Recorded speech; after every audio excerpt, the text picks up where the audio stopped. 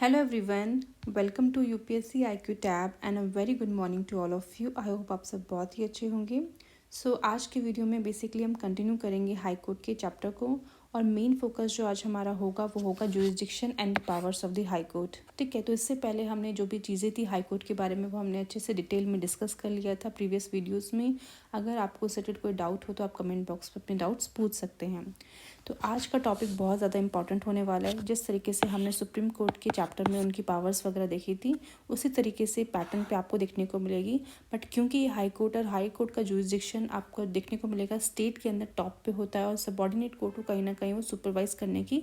Power रखता है। तो इस बिहाफ पे हम देखने को मिलेगा 7 पावर्स आपकी हाई कोर्ट इंजॉय करता है। सबसे पहला है ओरिजिनल जुरिसडिक्शन है। अब यहाँ पे आपको ध्यान रखना है कि सुप्रीम कोर्ट में हमने क्या देखा था, original jurisdiction and exclusive jurisdiction. तो यहाँ पे एक्सक्लूसिव वर्ड नहीं है, बिकॉज क्योंकि एक्सक्लूसिव मेन चीज़ इसलिए नहीं है क्योंकि सुप्रीम कोर्ट के पास भी पावर आ जाती है। बट सुप्रीम कोर्ट में हमने ओरिजिनल प्लस एक्सक्लूसिव भी देखा था, तो आई वो आपको रिमेंबर होगा। तो यहाँ पे मेनली हम डिस्कस करने वाले हैं ओरिजिनल जुरिसडिक्शन को, रिट जुरिसडिक्शन को, एप्लीट जुरिसडिक्शन जो कि काफ़ी ज़्यादा इंपॉर्टेंट है और बहुत ज़्यादा कन्फ्यूजन एप्लीट जुरिसडिक्शन में होती है, तो वो हम अच्छे से कवर करेंगे। साथ ही साथ सुपरवाइज जुरिसडिक्शन की पावर देखेंगे, कंट्रोल ओवर सबॉर्डिनेट कोर्ट देखेंगे, court of record and the power of judicial review जो कि अगेन काफ़ी ज़्यादा इंपॉर्टेंट होती है टू चेक एंड बैलेंस करने के लिए एग्जीक्यूटिव को। ठीक है, तो बेसिकली आज की वीडियो में जो हमारा मेन फोकस होने वाला है इन 3 पावर्स के ऊपर होगा। इन 3 को हम आज डिस्कस करेंगे, बाकी जो है उसको नेक्स्ट वीडियो में कवर करेंगे and most probably next video में चैप्टर जो आपका फिनिश हो जाएगा।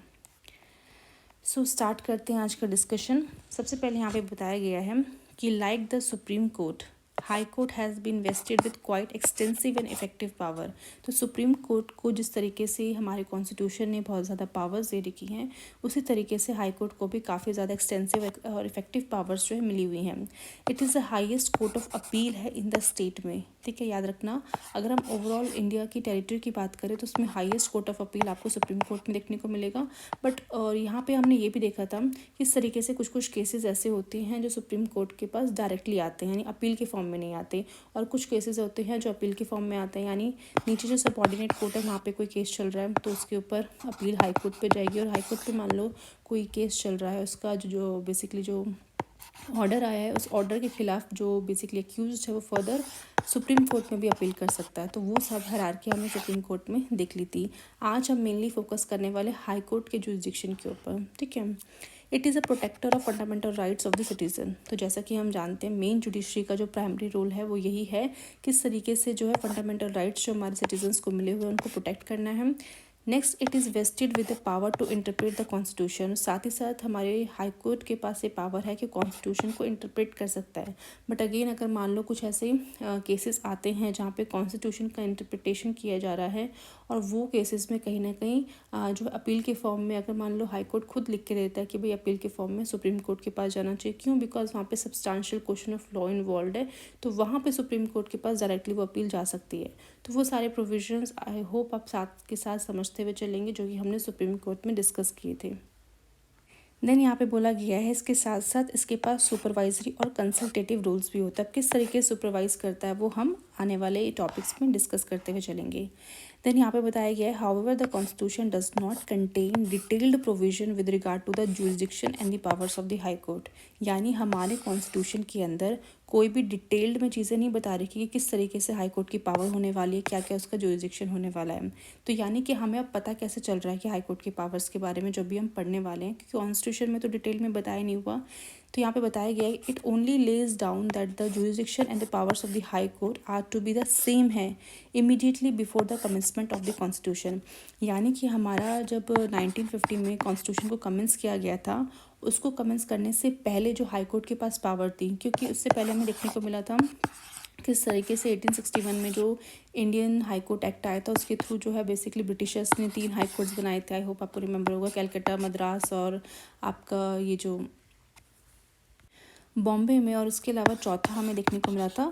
इलाहाबाद में। ठीक है, तो यानी कि हमारे कॉन्स्टिट्यूशन को कमेंस होने से पहले ऑलरेडी ब्रिटिश प्रोविंसेस के अंदर जो है खुद की हाई कोर्ट जो है सेटअप हो गए थे, और वो बेसिकली जो भी रूल्स वगैरह जो थे उस पर्टिकुलर 1861 के एक्ट में उसके अकॉर्डिंग वो रन कर रहे थे। तो इसलिए देखने को ये मिलेगा कि जो हमारा कॉन्स्टिट्यूशन जब कमेंस हुआ था उससे पहले जो जो जुरिस्डिक्शन उन हाई कोर्ट्स के अंदर आती थी, जो जो पावर उन हाई कोर्ट्स को मिली हुई थी, वही पावर वही जुरिस्डिक्शन जो है कमेंसमेंट होने के बाद भी कंटिन्यू चलेंगी। यानी जो पावर्स ऑफ ब्रिटिशर्स ने उनको दे रखी थी हाई कोर्ट को, वही पावर जुरिस्डिक्शन जो है, हमारा देश आज़ाद हो गया, हमारा कॉन्स्टिट्यूशन फ्रेम हो गया, उसके बाद भी वो हाई कोर्ट वही पावर्स एंजॉय करते हैं। ठीक है, तो यहाँ से आप कनेक्ट कर पा रहे होंगे कि जो पावर्स अभी हम डिस्कस करने वाले हैं वो कहीं ना कहीं आपको देखने को मिलेगा कि ब्रिटिशर्स के टाइम जब हाई कोर्ट बना था उस समय उनके पास जो पावर्स दी गई थी वही हम आज डिस्कस करेंगे। But there is one addition चीज़ है जो ऐड हो गई थी, that is the constitution gives high court jurisdiction over a revenue matters which it did not enjoy the pre constitution era. यानी कि हमारे कॉन्स्टिट्यूशन ने ऑल्दो ज़्यादा डिटेल में कुछ बताया नहीं है, बट एक चीज़ है जो ऐड कर दी है, यानी एक पावर जो हाई कोर्ट को दी गई है कि जो रेवेन्यू मैटर्स है, यानी ऐसे मैटर्स जहाँ पे रेवेन्यू से रिलेटेड चीज़ें हैं या फिर कुछ ऐसा रेवेन्यू से रिलेटेड जो भी डिस्प्यूट्स हैं उनको सुनने की पावर जो है हमारे हाई कोर्ट के पास है। और ये पावर जो थी पहले उससे प्री कॉन्स्टिट्यूशन एरा, यानी कॉन्स्टिट्यूशन बनने से पहले, कॉन्स्टिट्यूशन बनने से पहले इन द सेंस कि जब ब्रिटिशर्स ने हाई कोर्ट फॉर्म किया था तो उस समय जो हाई कोर्ट्स फॉर्म कर रहे थे उनको रेवेन्यू से रिलेटेड जो है पावर नहीं दी गई थी डिस्कस करने के लिए। तो क्योंकि रेवेन्यू से रिलेटेड पावर जो भी डिस्प्यूट होते रेवेन्यू से रिलेटेड उसको डिस्कस करने की पावर हमारे हाई कोर्ट्स के पास नहीं थी, दैट्स वाई जो है कॉन्स्टिट्यूशन ने एक यही चीज़ जो है बाद में ऐड करी ताकि जो रेवेन्यू से रिलेटेड जो भी मैटर्स आते हैं, ठीक है, उनको वो डिस्कस कर सके। नेक्स्ट है the constitution also confers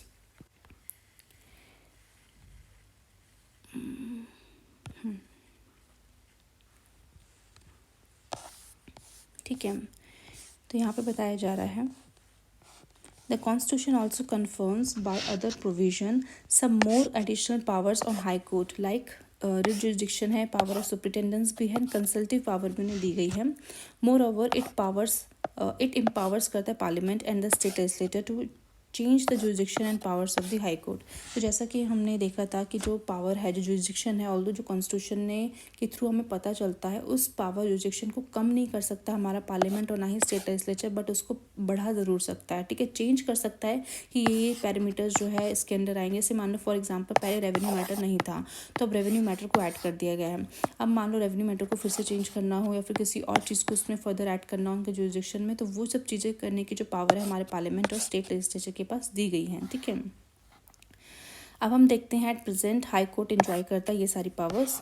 the present jurisdiction and the powers of a high court. अब हम बात करें जो एट प्रेजेंट जो भी जुरिस्डिक्शन है हाई कोर्ट का या फिर जो भी पावर्स एंजॉय करता है हमारा हाई कोर्ट, उसको गवर्न किया जाता है पहला कॉन्स्टिट्यूशन प्रोविजन, यानी कॉन्स्टिट्यूशन के अंदर भले डिटेल में ना दी गई हो बट कुछ कुछ प्रोविजंस जो वहाँ पे ऐड किए गए हैं उसके थ्रू कहीं ना कहीं हम डिराइव कर सकते हैं हाई कोर्ट की पावर्स को। सेकंड है लेटेस्ट पेटेंट। लेटेस्ट पेटेंट का मतलब है कुछ ऐसे लीगल डॉक्यूमेंट्स हैं जो पहले भी चले आ रहे थे, कॉन्स्टिट्यूशन बनने से पहले ही चले आ रहे थे, यानी अंग्रेजों के टाइम पे वो डॉक्यूमेंट्स फ्रेम किए थे, उस डॉक्यूमेंट्स में कहीं ना कुछ पावर्स लिखी गई थी, तो उनको हम रेफ़र करते हैं। नेक्स्ट है एक्ट ऑफ द पार्लियामेंट, यानी टाइम टू टाइम जो भी पार्लियामेंट डिफरेंट एक्ट्स बनाता है कि किस तरीके से हाई कोर्ट का जुरिस्डिक्शन लेने वाला है, क्या क्या पावर्स उसके अंडर है, तो उनके थ्रू भी हम कहीं ना कहीं समझते हैं। नेक्स्ट है acts of the state legislature, तो जिस तरह पार्लियामेंट के पास पावर है एक्ट बनाने की, उस तरह स्टेट लेजिस्लेचर भी जो डिफरेंट एक्ट्स बनाता है उसके थ्रू भी पावर डिराइव करते हैं। इसके अलावा आपके पास इंडियन पिनल कोड हो गया 1860 का, वहाँ से पावर आती है। क्रिमिनल प्रोसीजर कोड 1973 से एंड सिविल प्रोसीजर कोड 1908 से। ठीक है, तो ये सारे कह सकते हैं बेसिकली ऑप्शंस है या फिर ये सारे जो है बेसिकली प्रेजेंट है, जिससे कहीं ना कहीं हम अपने हाई कोर्ट की जो प्रेजेंट जुरिस्डिक्शन पावर है उसको गवर्न कर सकते हैं। तो जब भी बात की जाएगी कि भाई हाई कोर्ट की ये पावर कहाँ से निकल के है, वहाँ ये कहाँ से निकल के है, तो इन सब चीज़ों को ध्यान में रख के कहीं ना कहीं काम किया जाएगा। ठीक है, तो यहाँ पे हमने बेसिक बैकग्राउंड को समझ लिया। अब हम बेसिकली फर्स्ट जुरिस्डिक्शन जो है हाई कोर्ट का वो हम समझते हैं, जो कि ओरिजिनल जुरिस्डिक्शन। तो यहाँ पे सबसे पहले बताया गया है it means the power of a high court to hear dispute in the first instance not by the appeal. ठीक है, यानी ओरिजिनल का मतलब है कि जैसे ही वो डिस्प्यूट होगा ना, वो तुरंत वो डिस्प्यूट जो है हाई कोर्ट के पास आना चाहिए, अपील के फॉर्म में ना आए। अपील इन द सेंस कि जो सबॉर्डिनेट कोर्ट्स आपके जो नीचे वर्क कर रहे हैं वहाँ से अगर मान लो कोई केस चल रहा है वो अपील के फॉर्म में हाई कोर्ट के पास आता है, ठीक है, जो भी अक्यूज पर्सन है वो अपील के फॉर्म में हाई कोर्ट पे भी जाएगा। बट ऐसे केसेस जहाँ पे बात की जाती है ओरिजिनल जुरिसडिक्शन है हमारे हाई कोर्ट का, वहाँ पे हाई कोर्ट के पास पावर है कि अगर ऐसा कोई डिस्प्यूट, अब कौन कौन से डिस्प्यूट है वो अभी हम जानने की कोशिश करेंगे, बट ऐसे डिस्प्यूट को फर्स्ट इंस्टांस में सुनेगा हाई कोर्ट, अपील के फॉर्म में नहीं सुनेगा। तो यहाँ पे सबसे पहला डिस्प्यूट हम देखते हैं, matters of Admiralty and the court of contempt of the court, ठीक है। तो कंटेम्प्ट ऑफ द कोर्ट कहीं ना कहीं आपको फैमिलियर लग रहा होगा, पर जो मैटर्स ऑफ एडमिरल्टी ये क्या है कहीं ना कहीं हम समझने की कोशिश करते हैं। तो जिस तरह से आपको जानने को मिलेगा इंडिया का जो सीज वाला एरिया होता है, समुद्र वाला जो एरिया होता है, वहाँ पे किस तरीके से मान लो अगर डिस्प्यूट होता है मैरीटाइम, उसको कहीं ना कहीं सॉल्व करने के लिए, उन डिस्प्यूट का जुरिसडिक्शन करने के लिए जो ओरिजिनल जुरिसडिक्शन की जो पावर है हमारे हाई कोर्ट को दी गई है। तो अगर मैं डिटेल में इस चीज़ को बताऊं कि क्या है मैटर ऑफ एडमिरल्टी, तो एडमिरल्टी जो लॉ होता है वो पर्टेन करता है लीगल मैटर्स, यानी ऐसे लीगल मैटर्स जो कि रिलेटेड है किससे, मैरीटाइम एक्टिविटीज़ से, या फिर जो नेविगेशंस होता है उससे रिलेटेड है, या फिर शिपिंग से रिलेटेड है, ठीक है। तो it encompasses a dispute arising from the maritime contract, यानी जो भी हमने maritime contract वगैरह कर रखे हैं डिफरेंट कंट्रीज़ के साथ, तो उससे अगर कोई डिस्प्यूट निकलता है, या फिर कोई भी वैसल का कोलिजन होता है, समुद्र के बीच में आप देख सकते हो एक शिप दूसरे शिप से टकरा जाती है, अगर ऐसा कोई कोलिजन हो रहा है उससे कोई डिस्प्यूट निकल के आ रहा है, कोई भी कार्गो को क्लेम करने की बात हो रही है कि ये कार्गो हमारा है, ये कार्गो इसका है, तो वैसा कुछ क्लेम से डिस्प्यूट आ रहा है वो, and other issues occurring at the sea, यानी इस पर्टिकुलर सी में जो भी इशूज़ अकर किए जाते हैं उससे रिलेटेड जो भी कह सकते हैं जो भी डिस्प्यूट है, उस डिस्प्यूट को ओरिजिनल यानी फर्स्ट इंस्टेंस में सुनने की पावर आपके पास किसके पास है, हाई कोर्ट के पास है, ठीक है। और देखने को ये मिलेगा कि हमारे इंडिया में से रिलेटेड जो है एक्ट ला रखा है, यानी एक एक्ट है Admiralty jurisdiction and settlement of maritime claims act 2017। ये पर्टिकुलर एक्ट कहीं ना कहीं कंसोलिडेट करता है वो सारे लॉज को जो कि कंसर्न है किससे, एडमिरल्टी जुरिसडिक्शन से रिलेटेड है, प्रोसीडिंग्स किस तरीके से होगी, यानी अगर मान लो ऐसा कोई डिस्प्यूट आता है तो किस तरीके का प्रोसीजर फॉलो किया जाएगा, क्या मैरीटाइम लाइंस क्या है, वेसल अरेस्ट किस तरीके से करना है, उससे रिलेटेड जो भी मैटर्स है उनको कैसे डील करना है, वो कहीं ना कहीं इस पर्टिकुलर एक्ट के थ्रू गवर्न किया जाता है। तो यानी अगर हम सिंपली बात करें कि जो मैटर ऑफ एडमिरल्टी है वो रेफर करता है लीगल केसेस को एंड डिस्प्यूट को with in the maritime domain, India का जो मैरीटाइम डोमेन है उस डोमेन के अंदर जो भी लीगल केसेस है, जो भी डिस्प्यूट्स हो रहे हैं, where the Indian court exercise, जहाँ पे इंडियन कोर्ट के पास कहीं ना कहीं ताकत है एक्सरसाइज करने की उस पर्टिकुलर जुरिसडिक्शन को over the maritime claims and the issues, ठीक है। तो सिंपल भाषा में कि इंडिया की टेरिटरी यानी सी का जो एरिया है वहाँ पर अगर कोई भी डिस्प्यूट होता है मैरीटाइम से रिलेटेड, चाहे वो वेसल से रिलेटेड हो, कोई क्लेम करना हो, कोई कार्गो की कुछ हो गया हो, तो इन सबको कहीं ना कहीं सुनने की जो पावर है ओरिजिनल जुरिसडिक्शन यानी फर्स्ट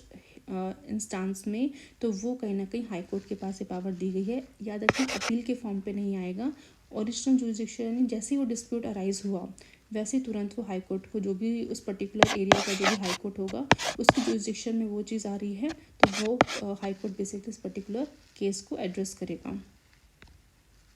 नेक्स्ट बात करते हैं कंटेम्प्ट ऑफ द कोर्ट की। तो ऑल्दो हमने इसको पहले भी कवर कर दिया है, तो सिंपली यहाँ पे बात की जाती है, देखो दो तरह के कंटेम्प्ट होते हैं, एक तो सिविल कंटेम्प्ट होते हैं, क्रिमिनल कंटेम्प्ट होते हैं। तो अगर कोई भी पर्सन है, अगर सिविल की बात करें, अगर कोई भी इंडिविजुअल डिसोबे करता है, कोर्ट की ऑर्डर को नहीं मानता, उसके जजमेंट को फॉलो नहीं करता, जो डिक्री उसने दी है उसको कहीं ना कहीं डिसोबे करता है, या फिर जो भी एडमिनिस्ट्रेशन सिस्टम है, जस्टिस का जो एडमिनिस्ट्रेशन है उसको ऑब्स्ट्रक्ट करने की कोशिश करता है, तो सिविल कंटेम्प्ट के अंदर आता है। और ऐसे केस में जुडिशरी कहीं ना कहीं,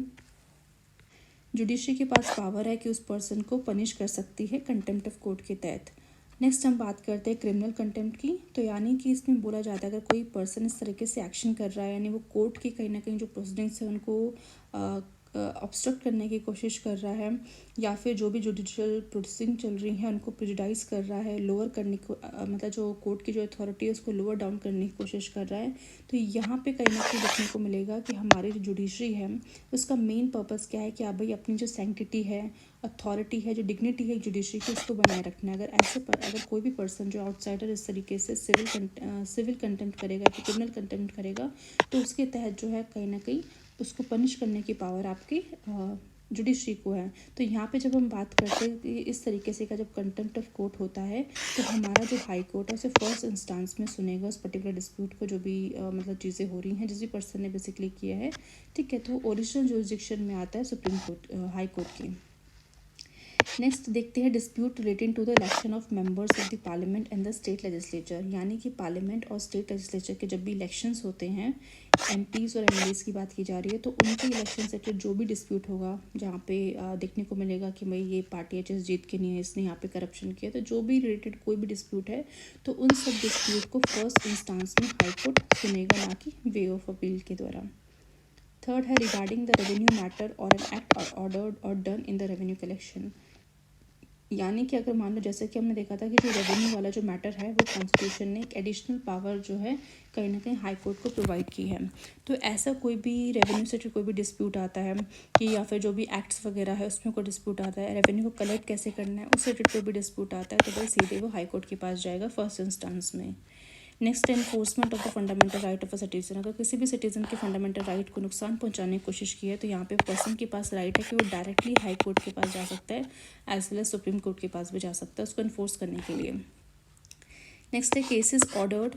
to be transferred from a subordinate court involving the interpretation of the constitution of its own file, यानी कि अगर ऐसा कोई केस सबॉर्डिनेट कोर्ट के पास आया है जहाँ पे कहीं ना कहीं कोर्ट कॉन्स्टिट्यूशन को इंटरप्रेट करने की बात की गई है, मतलब उस पर्टिकुलर केस के अंदर जो है कॉन्स्टिट्यूशन के इंटरप्रिटेशन की ज़रूरत है, तो वो केस कहीं ना कहीं जो ट्रांसफ़र हो जाएगा सबॉर्डिनेट कोर्ट से सीधा हाई कोर्ट पे और भी फर्स्ट इंस्टांस में, ठीक है।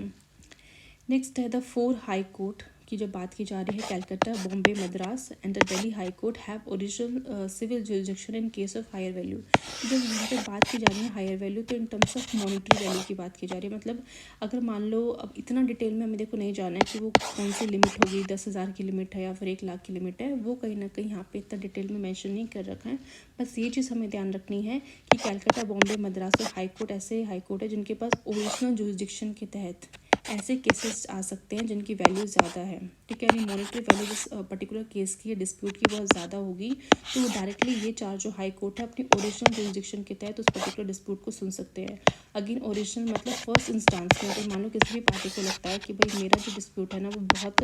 उसकी मॉनिटरी वैल्यू ज़्यादा है तो सिंपली इस कोर्ट में चले जाएगा और फर्स्ट इंस्टांस में चले जाएगा, उसको मतलब बेसिकली सबसे पहले वेट नहीं करना कि वो सबॉर्डिनेट कोर्ट में जाऊँ एंड देन उसके बाद अपील लेके हाई कोर्ट में जाऊँ, तो ऐसा करने की ज़रूरत नहीं है क्योंकि हमारे हाई कोर्ट के पास ओरिजिनल जुरिसडिक्शन के अंदर ये चीज़ आती है। बट ध्यान ये रखना है कि सिर्फ 4 हाई कोर्ट के पास ही पावर है इस तरह से हाई वैल्यू जो मॉनिटरी वैल्यू इसकी केसेस को सुनने की।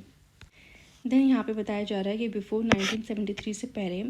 The Calcutta, Bombay, Madras high court had additional criminal jurisdiction भी था, दिस वॉज फुली अबॉलिश कर दिया गया by the criminal procedure code 1973 के तहत, यानी कि याद रखो यहाँ पे सिर्फ 3 हाई कोर्ट की बात की जा रही है, कैलकाटा, बॉम्बे और मद्रास। इन तीनों हाई कोर्ट मतलब 1973 से पहले इन तीनों हाई कोर्ट के पास ओरिजिनल क्रिमिनल जुरिसडिक्शन भी था, यानी कोई ऐसा मान लो क्रिमिनल मैटर हो जाता है, ऐसा कोई क्रिमिनल डिस्प्यूट हो जाता है, कोई क्राइम से रिलेटेड अगर मान लो कोई भी केस आता है तो वो डायरेक्टली हाई कोर्ट के पास आ सकता है ओरिजिनल जुरिसडिक्शन के तहत। बस इन 3 हाई कोर्ट के पास पावर इसको सुनने की, बाकी किसी और हाई कोर्ट के पास पावर नहीं थी इस पर्टिकुलर केस को सुनने की। बट ये चीज़ कहीं ना कहीं जो है अबॉलिश कर दी गई है, और किसके तहत अबॉलिश की है तो याद रखना क्रिमिनल प्रोसीजर कोड 1973 के तहत ये जो 3 हाई कोर्ट के पास जो ओरिजिनल जुरिसडिक्शन में जो क्रिमिनल जुरिसडिक्शन था उसको अबॉलिश कर दिया गया है, यानी आज के टाइम पे सिर्फ और सिर्फ इन 3 high court plus Delhi high court के पास ओरिजिनल जुरिसडिक्शन तो है बट हायर वैल्यू के केसेस में देखने को मिलेगा, क्रिमिनल मैटर्स में कहीं ना कहीं अबॉलिश कर दिया गया है। अब क्रिमिनल मैटर्स अगर होंगे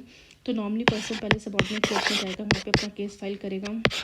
फिर उस केस में अगर मान लो देखने को मिलेगा कि किस तरीके से पनिशमेंट दी जा रही है, मतलब सेंटेंस दिया जा रहा है, डेथ सेंटेंस दिया जा रहा है, तो उस बेसिस पे फिर हाई कोर्ट के पास भी अपील जाएगी। हाई कोर्ट में भी अगर मान लो जो अक्यूज्ड है उसको सेटिस्फेक्शन नहीं होती उस पर्टिकुलर जजमेंट की या फिर जो भी ऑर्डर दिया गया है तो फर्दर वो सुप्रीम कोर्ट में जा सकता है। मतलब इस तरीके से हायरार्की उसको फॉलो करनी पड़ेगी। पहले क्या हो रहा था कि सिंपली वो हाई कोर्ट के पास जा रहा था ओरिजिनल जुरिसडिक्शन के तहत, बट अब वो क्या आपको ये पूरा सिस्टम जो है इंटीग्रेटेड सिस्टम उसको फॉलो करना पड़ेगा।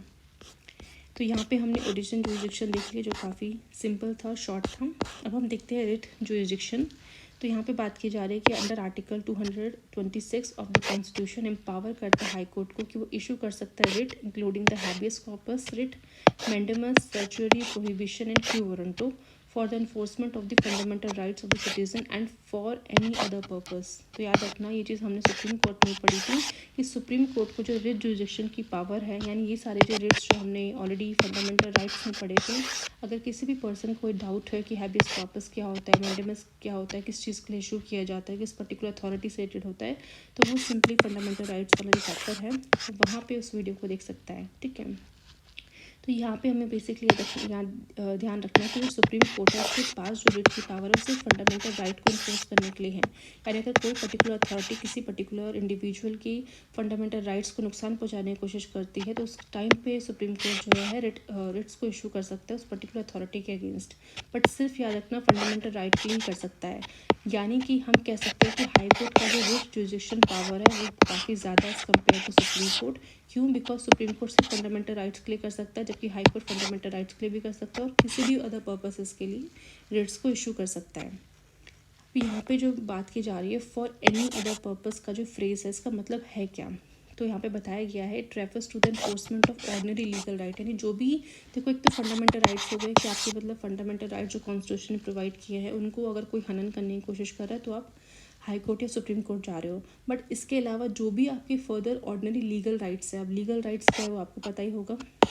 तो वो लीगल राइट्स कहीं ना कहीं अगर आपके वायलेट हो रहे हैं तो उस केस में भी अगर आप हाई कोर्ट में जाते हो तो हाई कोर्ट उस पर्टिकुलर अथॉरिटी के अगेंस्ट या फिर जिस भी इंडिविजुअल ने इस तरीके से किया है, आपकी लीगल राइट्स का हनन किया है, तो उसको कहीं ना कहीं उसके खिलाफ रिट इशू कर सकता है। ठीक है, तो याद रखना फंडामेंटल राइट्स के लिए भी इशू कर सकता है और ऑर्डिनरी लीगल राइट्स के लिए भी हाई कोर्ट जो है रिट्स को इशू कर सकता है।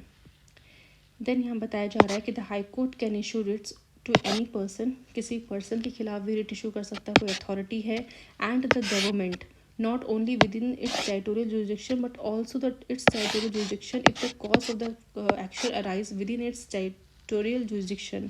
यानी कि यहाँ पे देखो बात की जा रही है कि जो रिट्स है वो सिर्फ एक पर्सन के खिलाफ भी आप कर सकते हो, पूरी की पूरी अथॉरिटी अगर मान लो कोई है वो, या फिर सरकार, यानी सरकार के द्वारा भी तो हो सकता है ना कि आपकी लीगल राइट्स का हनन किया जा रहा हो, या फिर सरकार के द्वारा आपको कोई फंडामेंटल राइट्स को छीनने की बात की जा रही हो, तो उस केस में भी हमारा हाई कोर्ट के पास पावर है कि वो इनके खिलाफ रिट्स इशू कर सकता है। अब मेन चीज़ ये है, अगर हम बात करें दिल्ली हाई कोर्ट की, तो दिल्ली हाई कोर्ट का जो जुरिडिक्शन है दिल्ली तक सीमित है। ठीक है, नॉर्मली ऐसे ही होता है कि दिल्ली हाई कोर्ट जो भी पर्टिकुलर केसेस को सुनता है उसके जुरिडिक्शन पावर सिर्फ उसी की टेरिटरी के अंदर आती हैं। बट यहाँ पे एक चीज़ बोली जा रही है कि जब भी बात रिट इशू करने की आएगी, this is not only with in इस टेरिटोरियल जुरिडिक्शन, मतलब टेरिटोरियल जुरिडिक्शन में तो कर ही सकता है, but also the territorial jurisdiction if the cause of the action arise with in its territorial jurisdiction. मान लो इस पर्टिकुलर दिल्ली में रहने वाला कोई पर्सन है जिसका फंडामेंटल राइट्स जो है वॉयलेट हुआ है, पर जिस पर्सन ने वॉयलेट किया वो कहीं ना कहीं मद्रास में रहता है, या फिर अगर किसी पर्सन अथॉरिटी ने किया वो अथॉरिटी कहीं ना कहीं बॉम्बे में रहती है, अगर मान लो किसी गवर्नमेंट ने किया तो फिर गवर्नमेंट यानी कि मान लो यूपी में रहते हैं, तो इस तरीके से मतलब जिस पर्सन का वो बेसिकली फंडामेंटल राइट नुकसान हुआ है या फिर कोई लीगल राइट जो है कहीं ना कहीं वहाँ पे छीनने की कोशिश की गई है, तो वो पर्सन भले दिल्ली के अंदर रह रहा है तो दिल्ली के अंदर रह रहा है तो दिल्ली के अंदर ही केस फाइल करेगा। बट क्योंकि जिस पर्सन ने या फिर जिस अथॉरिटी ने या फिर जिस गवर्नमेंट ने कहीं ना कहीं उसको नुकसान पहुँचाने की कोशिश करी है वो दिल्ली के जुरिडिक्शन के बाहर है, फिर भी आपका दिल्ली का हाईकोर्ट जो है उनके खिलाफ रिट्स इशू कर सकता है। तो यही चीज़ यहाँ पर बोली हुई है। अगेन मैं इस चीज़ को रिपीट कर देती हूँ कि the high court can issue writs to any person, authority and the government not only within its territory, मतलब सिर्फ अपनी टेरिटरी में इशू नहीं कर सकता, ऑब्वियसली अपनी टेरिटरी में तो हर एक हाई कोर्ट इशू कर सकता है, बट ये रिट की जो पावर है इतनी ज़्यादा स्ट्रॉन्ग है कि अपनी टेरिटरी के साथ साथ वो आउटसाइड इट्स टेरिटोरियल जुरिडिक्शन भी उस रिट्स को इशू कर सकता है if the cause of action arise with in the territorial jurisdiction. Next यहाँ पे चीज़ ध्यान रखना है कि सेकंड प्रोविज़न है वो ऐड किया गया था 15 कॉन्स्टिट्यूशन अमेंडमेंट एक्ट 1963 में। सेकंड प्रोविज़न मतलब ये जो बात की जा रही है कि किस तरीके से वो आउटसाइड टेरिटोरियल जुरिडिक्शन भी जो है रिट्स इशू कर सकता है। तो याद रखना वो ओरिजिनली नहीं था, उसको 15 कॉन्स्टिट्यूशन अमेंडमेंट एक्ट 1963 के थ्रू हमारे कॉन्स्टिट्यूशन में ऐड किया गया है हाई कोर्ट की पावर में। ठीक है, नेक्स्ट हम देखते हैं the writ jurisdiction of the high court under article 226। अगर हम सुप्रीम कोर्ट की बात करें तो आर्टिकल 32 के अंदर दी गई है। तो is not exclusive but concurrent with the writ jurisdiction of the supreme court. Exclusive क्यों नहीं है? एक्सक्लूसिव का मतलब है सिर्फ और सिर्फ हाई कोर्ट के पास ही भी पावर है रिट इशू करने की, बट जैसा कि हम जानते हैं ऐसा बिल्कुल नहीं है। सुप्रीम कोर्ट के पास भी पावर है कि वो अंडर आर्टिकल 32 रिट्स को इशू कर सकता है, बट सिर्फ फंडामेंटल राइट्स के केसेस में, लीगल राइट्स के केसेस में इशू नहीं कर सकता supreme court. It means when the fundamental rights of a person are violated, जो भी एग्रीवेट पार्टी है जिसके फंडामेंटल राइट नुकसान हुए हैं, has the option of moving either the high court और द सुप्रीम कोर्ट डायरेक्टली, यानी वो पर्सन डायरेक्टली जा सकता है। अब डायरेक्टली वो सुप्रीम कोर्ट भी जा सकता है, डायरेक्टली वो हाई कोर्ट भी जा सकता है अपने फंडामेंटल राइट्स को सेफ गार्ड करने के लिए। However, the writ jurisdiction of the High Court is wider है than that of Supreme Court। ये चीज़ हमने देख ली है। क्यों वाइडर है? बिकॉज क्योंकि हाई कोर्ट के पास फंडामेंटल राइट के केस में भी है प्लस ऑर्डिनरी लीगल राइट के केसेस भी है, जबकि सुप्रीम कोर्ट में सिर्फ फंडामेंटल राइट के केसेस में रिट इशू कर सकता है। This is because Supreme Court can issue writs on the for the enforcement of the fundamental right and not for the any other purpose. That is, it does not extend to a case where a breach of ordinary legal right is alleged। यानी उस aggravate party का अगर मान लो कोई भी ordinary legal right अगर मान लो breach हुआ है तो उस केस में वो डायरेक्टली सुप्रीम कोर्ट के पास नहीं जा सकता। क्यों सुप्रीम कोर्ट के पास नहीं जा सकता? बिकॉज सुप्रीम कोर्ट के पास पावर ही नहीं है उस पर्टिकुलर लीगल राइट को जो कि ब्रीच हुआ है किसी पर्सन का, उसके खिलाफ किसी अथॉरिटी को, किसी पर्सन को, किसी गवर्नमेंट को जो रिट इशू कर सके। तो यानी ऑर्डिनरी लीगल राइट के केस में वो पर्सन के पास सिर्फ एक ही ऑप्शन बच जाता है कि वो डायरेक्टली सिर्फ हाई कोर्ट के पास जाए, बट फंडामेंटल राइट के पास फंडामेंटल राइट के केसेस में उसके पास ऑप्शन है कि वो सुप्रीम कोर्ट भी जा सकता है उसको इन्फोर्स करवाने और हाई कोर्ट भी। नेक्स्ट यहाँ पे बात की है in the Chandra Kumar case 1997 की अगर हम बात करें तो the supreme court rule that the jurisdiction of both the high court and the supreme court constitute a part of the basic structure of the constitution. क्यों? बिकॉज कहीं ना कहीं अगर आप मान लो किसी पर्सन को रिट इशू कर रहे हो, अथॉरिटी को रिट इशू करने की पावर है, गवर्नमेंट को रिट इशू करने की पावर है, तो ये चीज़ कहीं ना कहीं हो सकता है आने वाले टाइम में जो गवर्नमेंट है उसको चेंज करने की कोशिश करे कि भाई इस तरीके से आप जो है सरकार के खिलाफ रिट इशू नहीं कर सकते। भले सरकार किसी फंडामेंटल राइट का, किसी पर्सन के फंडामेंटल राइट का नुकसान पहुंचा रही है, उसके लीगल राइट को नुकसान पहुंचा रही है, बट जुडिशरी के पास राइट नहीं बनता कि वो गवर्नमेंट को रिट इशू करे। ठीक है, तो इस तरीके से अगर मान लो कोई सरकार इसको चेंज करने की कोशिश करे, बट ये चीज़ चेंज हो नहीं सकती। ये चीज़ ऑलरेडी चंद्र कुमार को 1997 में बोल दिया गया है कि ऑलरेडी ये बेसिक स्ट्रक्चर है कॉन्स्टिट्यूशन का, और एक बार जुडिशरी ने अगर उस चीज़ को, किसी भी चीज़ को बेसिक स्ट्रक्चर मान लिया है तो उसको कोई भी पर्सन, कोई भी गवर्नमेंट, कोई भी अथॉरिटी चेंज नहीं कर सकते। अगर कोई चेंज करने की कोशिश की भी जाएगी तो उस पर्टिकुलर एक्ट को, उस पर्टिकुलर लॉ को कहीं ना कहीं अनकॉन्स्टिट्यूशनल माना जाएगा और उसको नल एंड वाइड कर दिया जाएगा। ठीक है, तो इस तरीके से हम कह सकते हैं कि जुडिशरी ने इसको बेसिक स्ट्रक्चर बनाकर ये जो पावर है उनकी रिट जुडिशन को उसको काफ़ी ज़्यादा एक तरह से इम्पॉर्टेंट बना दिया है कि इन फ्यूचर कोई भी पर्सन चाहे या फिर कोई भी गवर्नमेंट चाहे इसको चेंज नहीं कर सकती। Hence it can not be ousted और excluded even by way of amendment of the constitution. यानी कोई भी अगर मतलब कोई भी इन द सेंस बिल्कुल पार्लियामेंट के पास ही पावर है कॉन्स्टिट्यूशन को अमेंड करने की, तो यानी कि अगर पार्लियामेंट इस तरीके से इन फ्यूचर अगर कॉन्स्टिट्यूशन को अमेंड करके इसी को चेंज करने की कोशिश करे तो वो ये सब नहीं कर सकती बिकॉज वो बेसिक स्ट्रक्चर का पार्ट है। अपीलेट जुरिडिक्शन की बात करें तो यहाँ बताया गया है कि high court is primarily a court of appeal. ठीक है, यानी मेनली देखो, मेनली क्या होता है कि हाई कोर्ट के पास जो भी केसेस आते हैं ना, मेजॉरिटी ऑफ द केसेस जो अपील के फॉर्म में आते हैं सबऑर्डिनेट कोर्ट की तरफ से। ठीक है, तो ये चीज़ आपको हमेशा ध्यान रखनी है। एंड क्योंकि high court primarily court of appeal है तो it hears appeal against the judgment of the subordinate court, यानी जो भी सबऑर्डिनेट कोर्ट उसके नीचे है उसकी अपील वो सुन सकता है। Functioning in its territorial jurisdiction, यानी कि वो पर्टिकुलर सबऑर्डिनेट कोर्ट जो उनकी टेरिटोरियल जुरिडिक्शन में फंक्शन कर रहे हैं, जो उस पर्टिकुलर स्टेट के टेरिटोरियल जुरिडिक्शन में आते हैं, उन सबऑर्डिनेट कोर्ट ने अगर मान लो कोई पर्टिकुलर केस में कोई भी जजमेंट दिया है, कोई भी ऑर्डर दिया है, तो उसकी अगेंस्ट अपील जो है उस पर्टिकुलर स्टेट की हाई कोर्ट के पास जा सकती है। It has appellate jurisdiction in both the civil and criminal matter. याद रखना, सिविल मैटर्स में भी अपील जा सकती है, क्रिमिनल मैटर्स में भी अपील जा सकती है। हैंस द अपीलेट जुरिडिक्शन जो हाई कोर्ट का काफ़ी ज़्यादा वाइडर है ओरिजिनल जुरिडिक्शन से भी ज़्यादा। तो क्योंकि आप एक चीज़ यहाँ पे नोटिस कर पा रहे हो कि जब हाई कोर्ट का ओरिजिनल जुरिडिक्शन की बात करें तो सिर्फ 3 ही हाई कोर्ट ऐसे हैं, बेसिकली 4 ऐसे हाई कोर्ट हैं जहाँ पे हमने देखा था Calcutta, Bombay, Madras and Delhi high court जिनको ओरिजिनल सिविल जुरिडिक्शन मिली है, वो भी इन केस ऑफ सिर्फ higher value. But in case of criminal आपको कोई ओरिजिनल जुरिडिक्शन नहीं दिखेगी। यानी यहाँ पे कहीं ना कहीं जो ओरिजिनल जुरिडिक्शन की जो पावर है हाई कोर्ट की वो बहुत कम है एज़ कम्पेयर टू जो अपीलेट जुरिडिक्शन मिला है। यानी कोई भी पर्टिकुलर मान लो सिविल मैटर होता है, क्रिमिनल मैटर होता है, तो फर्स्ट इंस्टांस से वो हाई कोर्ट के पास ना जाए, ये चीज़ जो है इस पावर को कहीं ना कहीं कम की गई है, बल्कि किस फॉर्म में जाए, अपील के फॉर्म। अब देखो, अगर फर्स्ट इंस्टांस में इस तरह से ना हर एक पर्सन अगर मान लो अपना मैटर लेके हाई कोर्ट के पास चले जाएगा, तो कहीं ना कहीं हाई कोर्ट के पास एक ऑलरेडी अपना इतना सारा बर्डन है और बर्डन इंक्रीज़ हो जाएगा। और जो मेनली सबॉर्डिनेट कोर्ट नीचे जो रन कर रही हैं, उनके पास कुछ केसेस ही नहीं आएंगे, बिकॉज हर पर्सन चाहेगा ना कि भाई मैं अपना केस हाई कोर्ट में ही फाइल करूँ, ठीक है। तो वो चीज़ें कहीं ना कहीं सॉल्व आउट करने के लिए, उस चीज़ को कहीं ना कहीं कंट्रोल करने के लिए एक हायरार्की फॉर्म की गई है कि ठीक है, हाई कोर्ट के पास आ सकते हैं केसेस, अपील के फॉर्म में आ सकते हैं। पहले सबसे पहले सबॉर्डिनेट कोर्ट में तो कहीं ना कहीं इस पर्टिकुलर केस के ऊपर बहस होनी चाहिए ना। वो सबॉर्डिनेट कोर्ट अगर मान लो अपना जजमेंट दे देता है, अब उस जजमेंट के अगेंस्ट अगर अगर आपको लगता है, अक्यूज्ड को लगता है कि अगर मेरी जो भी दलीलें है वो चीज़ सुनी नहीं गई है, या फिर मेरे साथ न्याय नहीं हुआ है, जस्टिस नहीं मिला है, तब वो हाई कोर्ट पे जा सकता है। हाई कोर्ट में भी उसको लगेगा कि कुछ नहीं हुआ, तो सुप्रीम कोर्ट जा सकता है, ठीक है। तो ये चीज़ आपको कहीं ना कहीं याद रखना है कि अपीलीट जुरिसडिक्शन जो हाई कोर्ट का वाइडर होता है देन इट्स ओरिजिनल जुरिसडिक्शन। अब हम बात करते हैं पहले सिविल मैटर्स की, किस तरीके से मिल रखा है। तो first appeal from the orders and the judgments of the district court, additional district court and other subordinate court. और ये सब के सब जो है कहाँ पे हैं, ऑब्वियसली हायर कोर्ट के नीचे ही आते हैं, चाहे हम बात करें डिस्ट्रिक्ट कोर्ट की, एडिशनल डिस्ट्रिक्ट कोर्ट की, सबॉर्डिनेट कोर्ट की। अभी मेनली आपको ये यहाँ पे कंफ्यूज नहीं होना है, या फिर क्योंकि क्यूरोसिटी होगी कि डिस्ट्रिक्ट कोर्ट बेसिकली किस तरीके से काम करते हैं, एडिशनल डिस्ट्रिक्ट कोर्ट के अंदर कौन कौन से केसेस आते हैं। तो ये सारे के सारे जो कोर्ट्स हैं, जो सबॉर्डिनेट कोर्ट्स हैं, उनको हम बेसिकली सबॉर्डिनेट कोर्ट वाला चैप्टर है वहाँ पे अच्छे से डिटेल में डिस्कस करेंगे। बस यहाँ पे आपको सिर्फ अभी तक के लिए इतना समझना है कि इस तरह से यानी जो भी डिस्ट्रिक्ट कोर्ट है, एडिशनल डिस्ट्रिक्ट कोर्ट है, फिर जितने भी सबॉर्डिनेट कोर्ट है, उनकी तरफ से अगर कोई भी ऑर्डर दिया जाता है, जजमेंट दिया जाता है, तो उसका फर्स्ट अपील कर सकता है हमारा, उसकी फर्स्ट अपील जो है डायरेक्टली हाई कोर्ट के पास आ सकती है।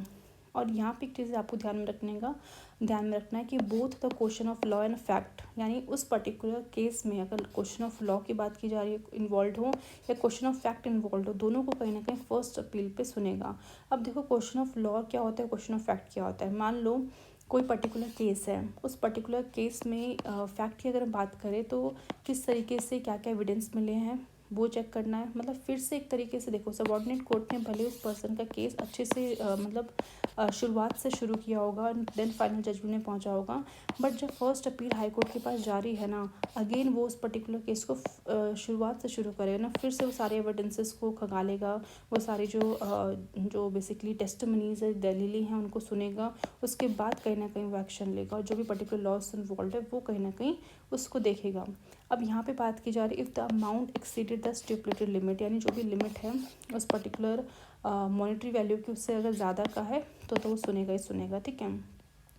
अब यहाँ पे आपको देखने को मिलेगा कि जो सेकंड अपील है from the orders and the judgments of this district court and other subordinate court lie directly to the high court involving question of law only and not the question of the fact. तो यहाँ पे कहीं ना कहीं यहाँ पे चीज़ समझ पा रहे होंगे, सिर्फ इतना कि फर्स्ट अपील में हमारा जो हाई कोर्ट है वो क्वेश्चन ऑफ लॉ को भी देखेगा और फैक्ट को भी देखेगा,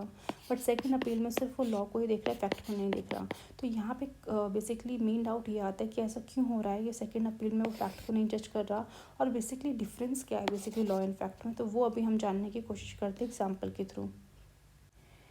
तो यहाँ पे सबसे पहले हम ये देखते हैं क्वेश्चन ऑफ फैक्ट और क्वेश्चन ऑफ लॉ में क्या डिफरेंस है। तो उसको समझने के लिए सबसे पहले आपको एक एग्जांपल देखना पड़ेगा। एग्जांपल की बात करें, फॉर एग्जांपल एक पर्सन है रवि, ठीक है, और उसने की है कोई चोरी, ठीक है। तो उस पर्सन का केस मान लो नीचे सबॉर्डिनेट कोर्ट में चल रहा है। अभी क्या से चल रहा है, क्या हो रहा है, वो अभी हम नहीं देखते हैं, सिर्फ इतना देखते हैं कि एक पर्सन है रवि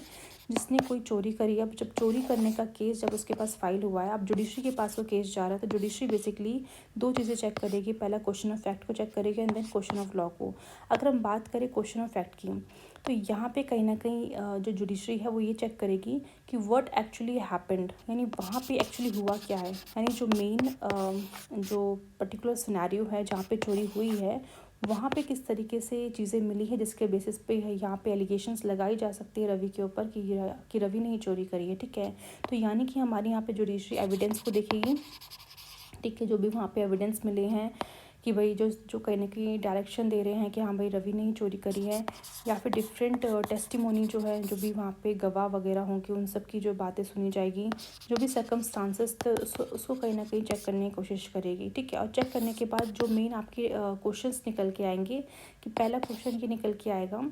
क्या रवि वहाँ पे फिजिकली प्रेजेंट था नियर द स्टोलन प्रॉपर्टी, यानी जहाँ पे बेसिकली प्रॉपर्टी की चोरी हुई है क्या वहाँ पे फिजिकली प्रेजेंट था या नहीं, वो चीज़ हमें चेक करना है। दूसरा कि कोई आई विटनेस है जिसने बेसिकली रवि को देखा उस पर्टिकुलर सीन के पास जहाँ पे चोरी हुई है, क्योंकि देखो मेन चीज़ तो जुडिशरी कैसे चेक करे, क्योंकि जुडिशरी एट द प्रेजेंट जहाँ पे ये बेसिकली क्राइम हुआ है, जहाँ पे चोरी हुई है वहाँ पे प्रेजेंट नहीं थी। बट उसके जो ये 3 क्वेश्चंस है कि क्या वो फिजिकली प्रेजेंट था रवि, वो कहीं ना कहीं अभी हमें चेक करना है। या कोई आई विटनेस है जो कहीं ना कहीं ये शो करे कि हाँ भाई इसी ने चोरी करी है। और साथ ही साथ is there any forensic evidence जो लिंक करता है रवि ने थेफ्ट किया। Forensic evidence in the sense, अगर मान लो जहाँ पे चोरी हुई है वहाँ पे किस तरीके से, अगर मान लो रवि का कुछ मोबाइल छूट गया है या फिर उसके फिंगरप्रिंट के निशान है या फिर कुछ भी ऐसा चीज़ छूट गया है उसका,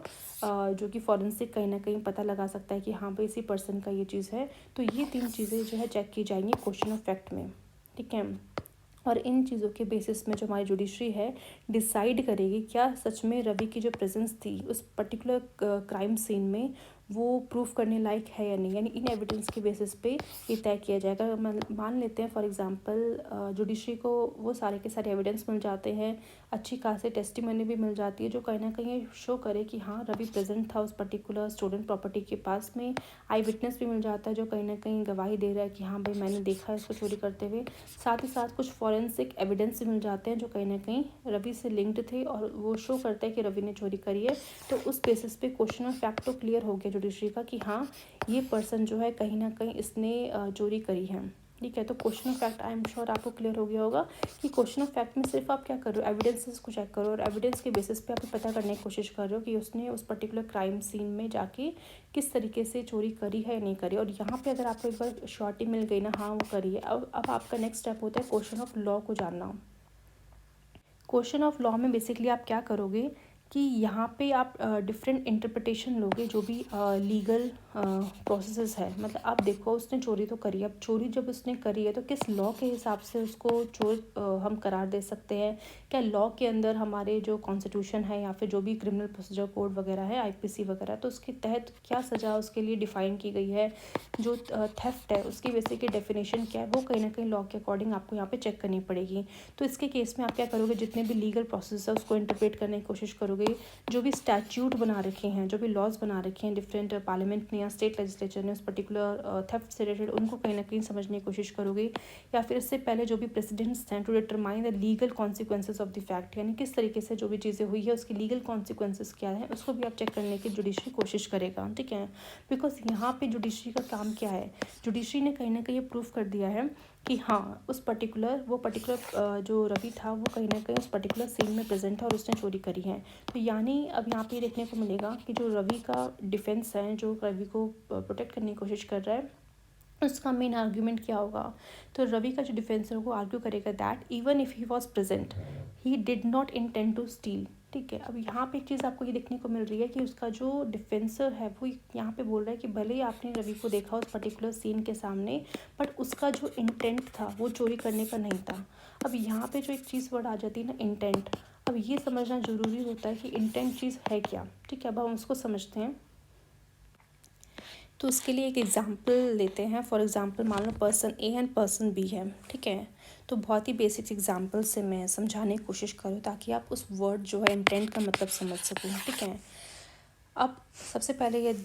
केस ये है कि एक पर्सन है, मतलब एक जार है बेसिकली, वहाँ पे बहुत सारी कुकीज़ रखी हुई हैं, ठीक है। कुकीज़ मतलब कुकीज़ समझ लो, चॉकलेट समझ लो। तो मान लो पर्सन ए है जो कि उस पर्टिकुलर कुकी के सामने खड़ा हुआ है, ठीक है। बट उसने उस कुकी को टच नहीं किया, ठीक है। वहीं एक सेकंड पर्सन है जिसने जो शो कर रहा है कि उसने कुकी को अपने हाथ में होल्ड करके रखा है और कहीं ना कहीं उसने उस कुकी को आधा खा लिया है, ठीक है। अब हम दोनों पर्सन को अगर देखें तो अगर हम पर्सन ए को देखें तो ये हमारे माइंड में आता है फर्स्ट क्वेश्चन कि did person A want to take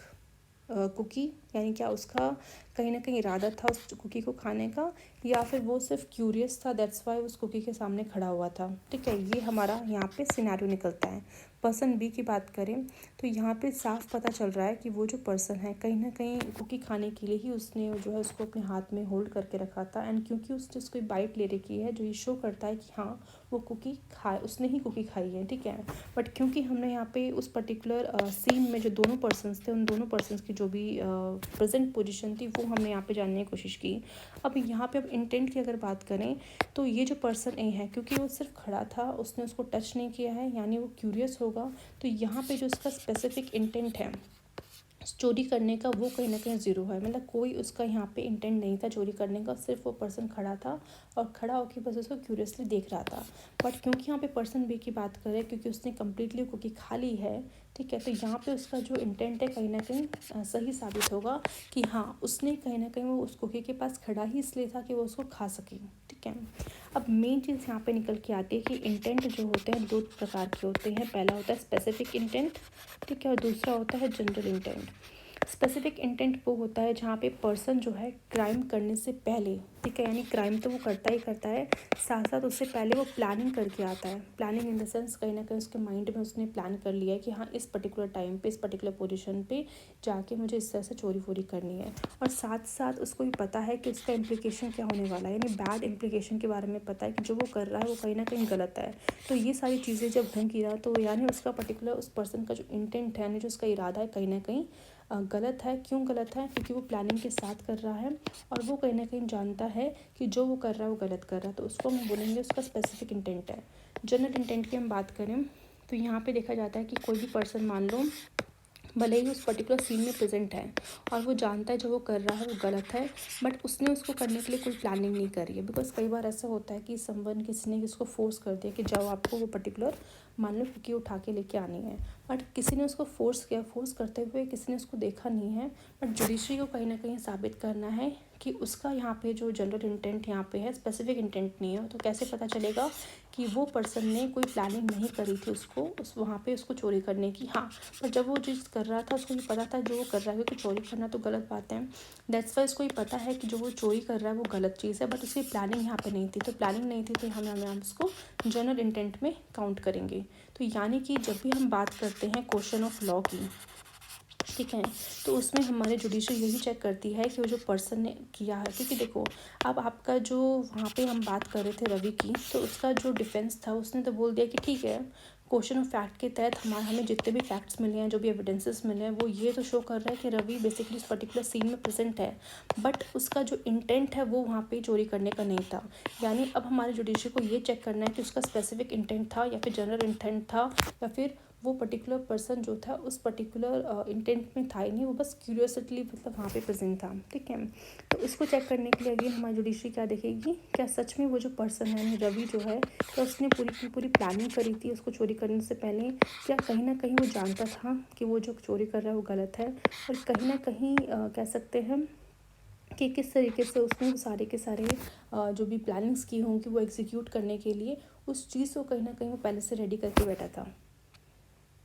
ठीक है। तो यानी आपको यहाँ पे एक चीज़ ये समझ में आएगी कि ज़रूरी नहीं है कि हर एक पर्सन जो कि क्राइम सीन में प्रेजेंट हो वो सबके सब गिल्टी हो। यानी हमारी जुडिशरी इस चीज़ को जो है मानती है कि समवन लैक्स नेसेसरी इंटेंट, यानी इससे अगर किसी पर्सन का इंटेंट नहीं है तो they might not be guilty of crime, यानी उस पर्टिकुलर पर्सन ने क्राइम नहीं किया। तो यहाँ पे अगर हम बात करें पर्सन ए और पर्सन बी की, तो पर्सन ए पर्सन बी यहाँ पे दोनों ही कुकी के पास खड़े हुए थे, बट अगर हमें ये आरोप लगाना हो कि पर्सन ए ने बेसिकली चोरी किया, पर्सन बी ने चोरी किया, तो यहाँ पे हम कहीं ना कहीं पता कर सकते हैं कि जो पर्सन ए था उसका इंटेंट एकदम ज़ीरो था, क्योंकि वो चोरी के पर्पज़ से आया नहीं था, उसने कोई प्लानिंग ही नहीं करी थी, ठीक है। बट पर्सन बी क्योंकि उसको खाया हुआ था और जो ये शो करता है कि प्रॉपर प्लानिंग के साथ आया था, उसको पता था उसकी इम्प्लीकेशंस क्या होने वाली हैं, ठीक है। तो यहाँ पे कहीं ना कहीं ये चीज़ पता हो जाता है, ठीक है। अब क्योंकि हमारे जुडिशरी को देखो जस्टिस प्रोवाइड करना है, तो वो ऐसा ही किसी पर्सन को बेसिकली अक्यूज नहीं मान सकती या फिर कल्प्रिट नहीं डिसाइड कर सकती जिसने जो बेसिकली इस बेसिस पे किसी ने उसको देख लिया हो कि हाँ भाई वो वहाँ पे खड़ा था, दैट्स वाई उसने क्राइम किया होगा। नहीं, सिर्फ तह तक जाना है, उसका इंटेंट चेक करना है कि सच में उसकी क्या इंटेंशन थी। अब देखो ये जो फैक्ट है ना, क्वेश्चन ऑफ फैक्ट, इसको बेसिकली पता करने के लिए बहुत मतलब आसानी होती है, बिकॉज वहाँ पे एविडेंस वगैरह मिल जाता है, उससे के थ्रू पता चल जाता है कि हाँ वो पर्सन वहाँ पे प्रेजेंट था या नहीं था। पर जब बात होती है क्वेश्चन ऑफ लॉ की ना, तो उसमें जब इंटेंट चेक करने की बात होती है तो वो कहीं ना कहीं थोड़ा डिफिकल्ट हो जाता है, बिकॉज आपको यहाँ पे क्या करना पड़ा जुडिशरी को, फिगर आउट करना पड़ रहा है कि जो पर्सन है जिसने क्राइम किया उसके माइंड में क्या चल रहा था। अगर ये पता चल जाए कि उसके माइंड में जो प्लानिंग थी वो पहले से चल रही थी, तब जुडिशरी के लिए काफ़ी ज़्यादा आसान हो जाता है उसको बेसिकली दोषी करार करना। बट अगर वो इंटेंट अगर सामने से ना पता चले तो थोड़ा सा डिफिकल्ट हो जाता है। बट ऑल्दो केस तो वो जजमेंट तो बेसिकली जुडिशरी दे ही देती है, बेसिकली जो भी फैक्ट्स वगैरह होते हैं उसके आधार पर। बट यहाँ पे कहीं ना कहीं हमने समझ लिया कि question of law and question of fact किस तरीके से डिसाइड किया जाता है। इसके अलावा अगर आपको एक और एग्जांपल मैं दूँ, फॉर एग्ज़ाम्पल कोई पर्सन है, अगेन आप कहीं रोड पे चल रहे हो, तो रोड पे जैसे ही आप चल रहे हो मान लो कोई पर्सन नहीं आता है, वो गलती से यानी एक्सीडेंटली, ये जो वर्ड है ना दिस इज़ वेरी इंपॉर्टेंट, कि एक्सीडेंटली अगर मान लो कोई आपका जो पर्स है वो कहीं ना कहीं पकड़ रहा है, वो एक्सीडेंटली किस तरीके से मान लो उसका किसी ने धक्का मार दिया हो तो उसका हाथ जो है आपके पर्स में पड़ गया हो, या फिर वो चलते चलते गिर गया हो उस तरीके से कि उसका हाथ आपके पर्स पे पड़ गया हो, तो यहाँ पे हम देख रहे हैं कि उसका कोई इंटेंशन नहीं था उस पर्स को चोरी करना, बट वो एक्सीडेंटली जो है कहीं ना कहीं फॉल कर गया आपके ऊपर, ठीक है, जिससे आपको ये संकेत मिलेगा कि भाई ये पर्सन तो मुझे मेरा पर्स छीन निकला है, जबकि ऐसा हो नहीं सकता, वो एक्सीडेंटली हुआ है। वही एक पर्सन भी है जिसका इरादा ही ये था कि वो जो बैग है उसको स्नैच करने के लिए आया था, यानी वो कहीं ना कहीं प्लानिंग के साथ आया था। तो अगर हम इन दोनों ही पर्सन की बात करो तो जो कि एक्सीडेंटली कहीं ना कहीं उस पर गिरा हुआ है तो वहाँ पे उसका इंटेंट ज़ीरो हो जाता है। और क्योंकि वो जिस पर्सन ने उस पर्टिकुलर बैग को छीनने के लिए आया, यानी उसने जो छीन रहा है, वहाँ पे उसका इंटेंट हमें यहाँ पे दिखाई देता है कि उसका स्पेसिफिक इंटेंट है, यानी वो कहीं ना कहीं जानता है कि वो चोरी कर रहा है, ठीक है, चोरी करना बुरा है वो भी वो समझता है, बट कहीं ना कहीं वो पूरी प्लानिंग के साथ आया था उसको चोरी करने के लिए। तो इस पर्सन बी को यहाँ पे इस पर्टिकुलर चोरी के लिए सज़ा मिल सकती है, ठीक है। देन हम वापस अपने उसमें चलते हैं, जब हम बात कर रहे थे क्वेश्चन ऑफ लॉ की, तो यहाँ पे जो हमने जो इंटेंट वर्ड है, आई एम श्योर अब आपको क्लियर हो गया होगा स्पेसिफिक इंटेंट क्या है, जनरल इंटेंट में क्या डिफरेंस है, ठीक है। तो स्पेसिफिक में मतलब बेसिकली क्या है कि प्लानिंग के साथ बंदा कर रहा है, जनरल इंटेंट में बेसिकली वो जानता है कि वो गलत कर रहा है बट उसने प्लानिंग नहीं करी है, ठीक है। तो यानी कि हमारे जुडिशरी जो है, अगर हम बात करें रवि के केस में, तो हमारे जुडिशरी के पास 3 क्वेश्चन आते हैं, ठीक है। पहला कि did the person plan to steal, उसने प्लानिंग करी है चोरी करने के लिए। दूसरा, did they know it was wrong, कि वो जानता था कि जो कर रहा है वो गलत है। Third, did they interfere take the item. So third one basically है did they intentionally take the item, ठीक है। तो कोर्ट कहीं ना कहीं 3 चीज़ें जानने की कोशिश कर रही है। पहला कि क्या सच में उस पर्सन ने प्लानिंग करी है उसको चोरी करने का, ठीक है, प्लानिंग इन्वॉल्व है वहाँ पे। दूसरा, जो वो कर रहा है वो जानता है कि वो चीज़ गलत है। तीसरा, क्या वो उसने इंटेंशनली, ठीक है, जो इंटेंशनली है, क्या उसको इंटेंशनली उस पर्टिकुलर आइटम को लेने की मतलब चोरी करने की कोशिश की है। जब ये तीनों चीज़ें अगर प्रूव हो जाती हैं कि सच में उसने प्लानिंग भी करी थी, वो जानता भी था, इंटेंशनली उसने किया, यानी सोच समझ के कहीं ना कहीं उसने उसको चोरी करने की कोशिश की है, तो वहाँ पे कोर्ट जो है उसका इंटेंट समझ लेती है कि हाँ यहाँ पे स्पेसिफिक इंटेंट की बात की जा रही है, ठीक है। ठीक है, तो यहाँ पे अगेन मैं फिर से स्टार्ट कर रही हूँ बिकॉज बार बार चीज़ें मैं इसलिए आपको क्लियर करना चाहती हूँ, अगर थोड़ा सा भी डाउट हो तो वो भी आपका क्लियर हो सके, ठीक है। तो क्योंकि हमने यहाँ पे रवि का केस देख लिया था, क्वेश्चन ऑफ फैक्ट तो हमें पता चल गए थे, क्वेश्चन ऑफ लॉ की हम बात करें तो यहाँ पे हमने लास्ट देखा था कि किस तरीके से रवि का जो डिफेंस है वो आर्ग्यू करता है that even if it was present but he did not intent to steal, यानी उसका इंटेंशन कहीं ना कहीं चोरी करने का नहीं था। तो यहाँ पे जुडिशरी अब क्या चेक करेगी, ठीक है, सबसे पहले वो देखेगी did does the legal definition of theft require specific intent, यानी जब हम बात कर रहे हैं कि किसी पर्सन ने चोरी करी है तो जो लीगल डेफिनेशन है थेफ्ट की वो कहीं ना कहीं स्पेसिफिक इंटेंट की बात करता है। Second, how does the law treat cases where someone is present at the scene but lacks the requisite intent, कि मतलब कोई अगर पर्सन उस पर्टिकुलर क्राइम सीन में तो प्रेजेंट था बट ये प्रूव हो जाता है कि उसका कोई मतलब कोई इंटेंशन नहीं थी उसको चोरी करने की, तो उस समय किस तरह से हमारे लॉज को उस समय गवर्न किया जाएगा, मतलब उस पर्टिकुलर सिनेरियो में अगर कोई पर्सन मिलता है तो हमारे लॉ में उसके बारे में क्या लिखा है वो कहीं ना कहीं जानने की कोशिश की जाएगी। Third, what legal principle guide the court in assessing the Ravi culpability, यानी रवि को कल्प्रिट करने के लिए या फिर कल्प्रिट करार करने के लिए किस तरह के लीगल प्रिंसिपल्स की ज़रूरत है हमारी जुडिशरी को, वो चेक किया जाएगा। तो यानी हमारी जुडिशरी बेसिकली क्या करेगी, जितने भी लीगल प्रोसेस है, जितने भी स्टैट्यूट है, उनको कहीं ना कहीं इंटरप्रेट करने की कोशिश करेगी। सबसे पहले तो वो डेफिनेशन को जानेगी। अगर हम बात करें डेफिनेशन की तो आपको देखने को मिलेगा कि जो सेक्शन आपका 378 है आईपीसी का, वो कहीं ना कहीं डिफ़ाइन करता है थेफ्ट को।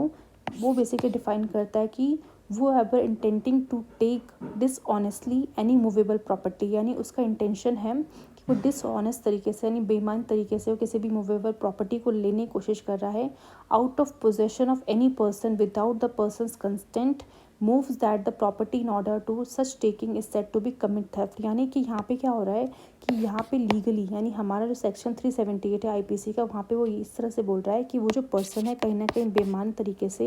बिना उस पर्सन को पूछे, मतलब बिना उस पर्सन की कंसेंट लिए उसकी प्रॉपर्टी को चोरी करने की कोशिश कर रहे हो, ठीक है। तो उस केस में कहीं ना कहीं वो भी जो भी क्राइम होगा वो कहीं ना कहीं थेफ्ट की कैटेगरी में आएगा। अब चोरी कुछ भी हुआ हो, भले पैसे चोरी हुए हो या फिर कुछ सामान चोरी हुआ हो, ठीक है, कोई भी मूवेबल प्रॉपर्टी चोरी हुई हो, तो उस तरीके से यानी बिना आपने उस पर्सन के, जिस पर्सन का वो सामान था, जिस पर्सन की प्रॉपर्टी थी, उससे बिना पूछे आपने वो सब चीज़ें लेने की कोशिश कर रहे हो, तो वो पर्सन वो चीज़ें कहीं ना कहीं थेफ्ट की कैटेगरी में आएगी। अब क्योंकि हम यहाँ पे रवि की बात करें तो उसने भी इस तरीके से किया था, यानी वो मतलब कह सकते हैं कि लीगल डेफिनेशन के हिसाब से वो आता है। अब ये चेक करना है कि स्पेसिफिक इंटेंट है या नहीं, वो तो हमने देख ही लिया कि अगर उसने प्लानिंग वगैरह की होगी तो उसके अकॉर्डिंग हो गया होगा, ठीक है। एक और फैक्ट है जो आप याद रख लीजिए, जैसे कि हमने बात की थी सेक्शन नंबर 378 थेफ्ट को डिफाइन करता है, वहीं आपका सेक्शन 379 जो आईपीसी का वो डील करता है with the punishment of the theft, ठीक है। 378 में बता दिया कि हाँ वो ऐसे अगर चीज़ें हो रही है तो थेफ्ट की कैटेगरी में उसको माना जाएगा। और सेक्शन 379 जो है आईपीसी का वो डील करता है अगर मान लो कोई पर्सन ने इस तरीके से थेफ्ट किया है तो उसको बेसिकली सज़ा जो मिलेगी, इम्प्रिजमेंट जो होगा वो कम से कम अप टू 3 इयर्स होगा और फाइन भी लग सकता है उसको, ठीक है। वो यहाँ पे देखा जाएगा कितना सीवियर है वो चीज़, बट 3 साल या उससे ज़्यादा, और साथ ही साथ फाइन भी लग सकता है या फिर दोनों चीज़ें हो सकती हैं, ठीक है।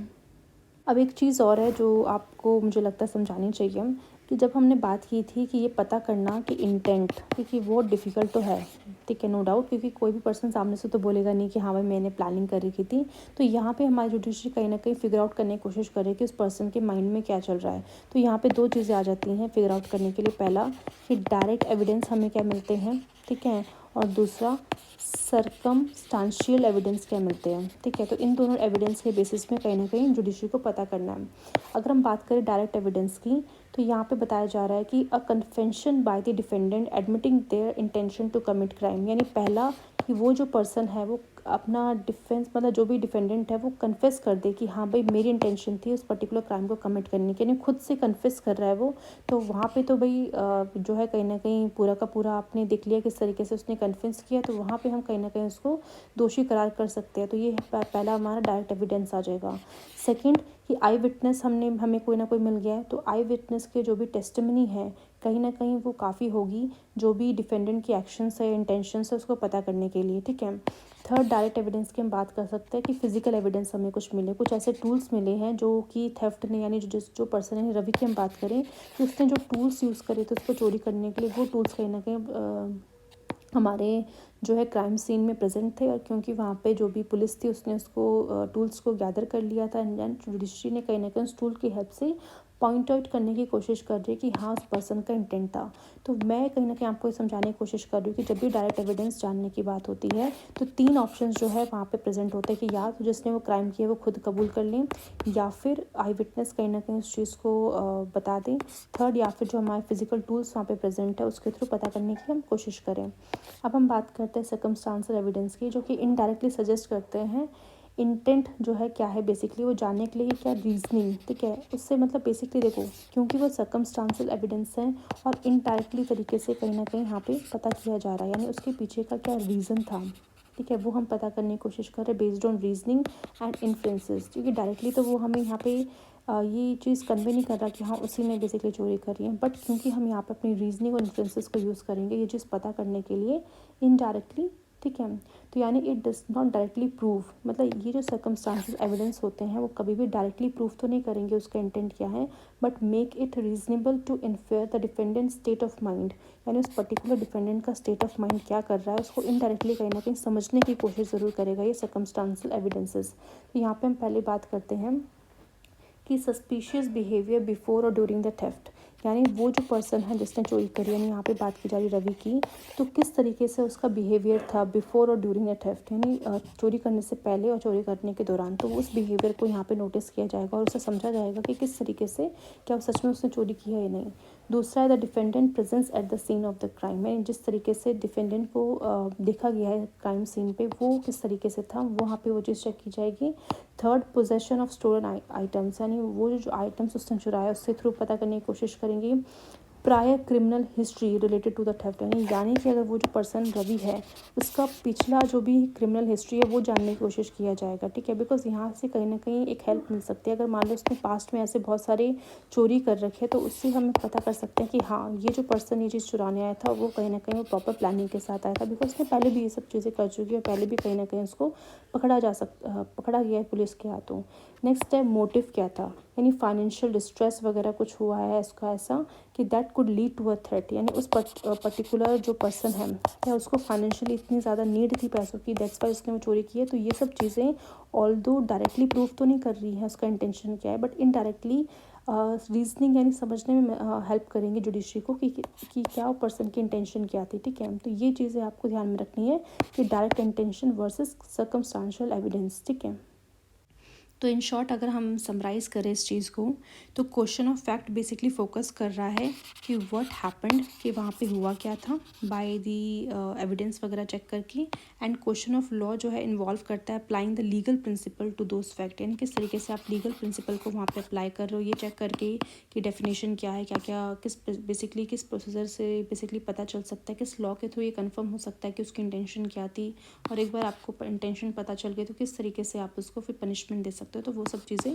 यहाँ पे क्वेश्चन ऑफ लॉ के अंदर देखी जाएगी, ठीक है। तो यानी हमारी जुडिशरी जो है केयरफुली डिस्टिंग्विश करती है इन दोनों ही चीज़ों के ऊपर, सो दैट वो एक फेयर तरीके से और अच्छी तरीके से जो है इस पर्टिकुलर लीगल प्रोसीडिंग को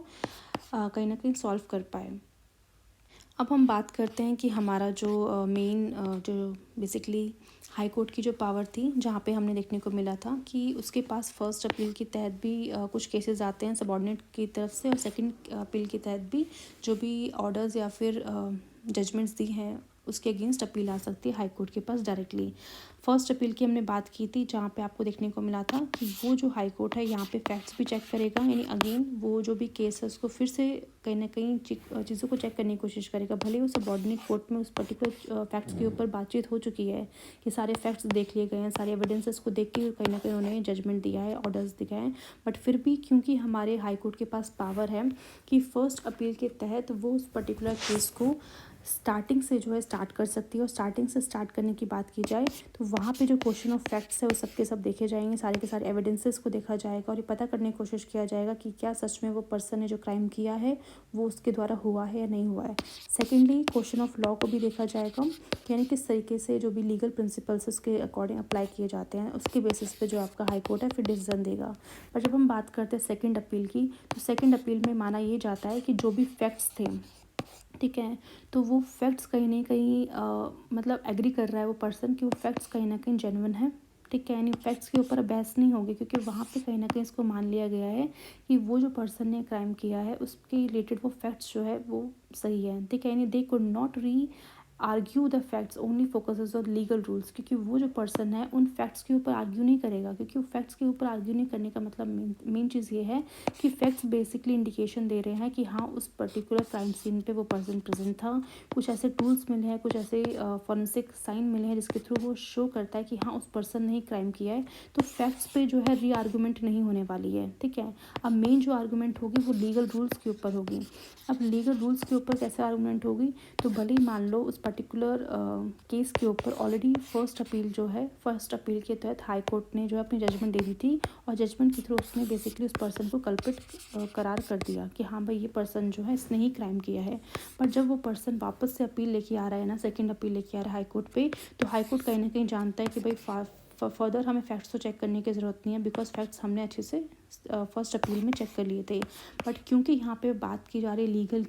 लीगल प्रिंसिपल्स की, लीगल रूल्स की, तो वो हम बेसिकली यहाँ पे चेक कर सकते हैं। यानी कि यहाँ पे जुडिशरी चेक करने की कोशिश करेगी कि डिड द मतलब जो भी हाई कोर्ट है जो भी बेंच वगैरह इसने चेक किया था क्या उसने करेक्टली इंटरप्रेट किया है डेफिनेशन ऑफ फैक्ट को, क्योंकि हो सकता है कि यहाँ पे जो डेफिनेशन है फैक्ट की जहाँ की हमने बात की थी कि अगर कोई पर्सन डिसऑनेस्टली अगर किसी पर्सन की प्रॉपर्टी को लेने की कोशिश करता है बिना उसकी कंसेंट की, तो उस चीज़ को हम थेफ्ट के अंदर इंक्लूड करेंगे। तो हो सकता है कि जो रवि है कहीं न कहीं ये ऐसा शो कर दे कि जो भी ओनर है उस पर्टिकुलर प्रॉपर्टी का, उससे कहीं न कहीं मैंने पूछ लिया था। दैट्स व्हाई मैं उस पर्टिकुलर जो है क्राइम सीन में प्रेज़ेंट था और उस पर्टिकुलर चीज़ को चोरी मतलब लेने की कोशिश कर रहा था। बट क्योंकि वहाँ पे कोई आई विटनेस था, उसने बेसिकली इसको चोरी का नाम दे दिया। बट क्योंकि ये सब चीज़ें जो मैंने की थी और वो कहीं न कहीं ओनर से पूछ के ही की थी, यानी कहीं न कहीं जो ओनर था वो जानता था कि हाँ, उसने इसको परमिशन दी थी कि हाँ भाई जा, तो उस प्रॉपर्टी को या फिर उस पर्टिकुलर चीज़ को उठा के लेके आ जा, ठीक है। बट क्योंकि ये सिनेरियो कुछ इस तरीके से हो गया कि वो जो पर्सन है, यानी वो जो रवि है, उसको यहाँ पे कल्प्रिट करार दे दिया गया जस्ट बिकॉज एक आई विटनेस ने उसको देखा। अब आई विटनेस का ये हो सकता है कि उसने बस उसको वहाँ पे खड़े होते हुए देखा हो। अब सच में उसने वहाँ पे चोरी करी है नहीं करा, वो उस चीज़ ने उसने नहीं देखा हो, ठीक है। तो ये सब चीज़ों के बेसिस पे जो है केसेस को फिर से सुना जा सकता है, ठीक है। पहला कि जो भी डेफिनेशन है उसको इंटरप्रेट सही से किया गया है नहीं, बिकॉज़ यहाँ पे कहीं न कहीं अगर रवि प्रूव कर दे कि जो भी उसने प्रॉपर्टी चोरी करी है वो कंसेंट के साथ करी है, तो यहाँ पे पूरा केस बदल सकता है ना। जो केस की जजमेंट आई है वो पूरी चेंज हो जाएगी, क्योंकि अगर एक बार आपने कंसेंट ले रखा है तो फिर वो थेफ्ट के अंदर आएगा ही नहीं। और क्योंकि वो थेफ्ट के अंदर नहीं आएगा तो भले ही वहाँ पे कोई भी एविडेंस मिल जाए, आपका प्रेजेंस वहाँ पे मिल जाए, कोई भी आई विटनेस वहाँ पे आ जाए, तो वो उस चीज़ को डिनाई नहीं कर सकता कि आपने वो क्राइम नहीं किया जस्ट बिकॉज आपने वो चीज़ कंसेंट ले ली थी करने से पहले, ठीक है। अगर ये प्रूफ हो जाता है तो नेक्स्ट यहाँ पे जुडिशरी के पास दूसरा ऑप्शन है, मतलब क्वेश्चन ऑफ लॉ के थ्रू ये चेक करना कि was the accused intent to steal establish beyond the doubt. यानी वही अगेन वही चीज़ आएगी फिर इंटेंट। यानी अगर मान लो कि जो सेकंड अपील के दौरान जो क्वेश्चन ऑफ लॉ है उसमें वहाँ पे थेफ्ट का भी हमने देखा कि अगर मान लो थेफ्ट की डेफिनेशन में कंसेंट उसने ले रखा है तो पूरा केस बदल जाएगा।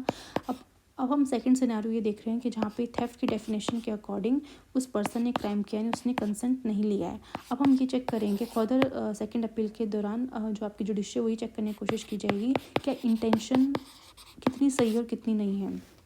यहाँ पे अगेन हम एक सिनेरियो ले सकते हैं कि फॉर एग्जांपल वो जो पर्सन था रवि, वो जिस क्राइम सीन पे प्रेजेंट था वहाँ पे भले ही जो है जो भी प्रॉपर्टी थी उसको चोरी करने के लिए वो वहाँ पे खड़ा था, तो जस्ट वो वहाँ पे खड़ा ही था और कोई आई विटनेस आया और उसने उसको देख लिया कि हाँ ये प्रॉपर्टी के सामने मैंने उस पर्सन को देखा तो था ज़रूर कि वहाँ पे खड़ा होकर कुछ ना कुछ कर रहा था। अब क्या सच में उसके हाथ में वो सामान था चोरी का या फिर सिर्फ वो खड़ा था, अब यहाँ पे क्वेश्चन उठेगा, ठीक है। अब जो आई विटनेस है उससे प्रॉपरली पूछताछ होगी कि आपने सच में उसको चोरी करते हुए देखा या फिर सिर्फ आपने देखा कि वो पर्सन खड़ा था, क्योंकि हो सकता है कि ये जो पर्सन था सिर्फ और सिर्फ वहाँ पे खड़ा हो सकता है फॉर वट एवर रीज़न, और कोई और पर्सन हो जो वहाँ पे कहीं छुपा हुआ हो और वो कहीं ना कहीं उस पर्टिकुलर आइटम को चोरी करने की कोशिश कर रहा, क्योंकि इस पर्सन को किसी ने देखा नहीं और इस पर्सन को जिसने देखा है वो कहीं ना कहीं रियल कल्प्रिट है नहीं, रियल कल्प्रिट कुछ और भी है, ठीक है। तो ये सब चीज़ें देखो कहीं ना कहीं हेल्प करती हैं केस को वापस से सॉल्व करने की, और जो भी छोटी छोटी गुंजाइशें हैं कि उस पर्टिकुलर केस को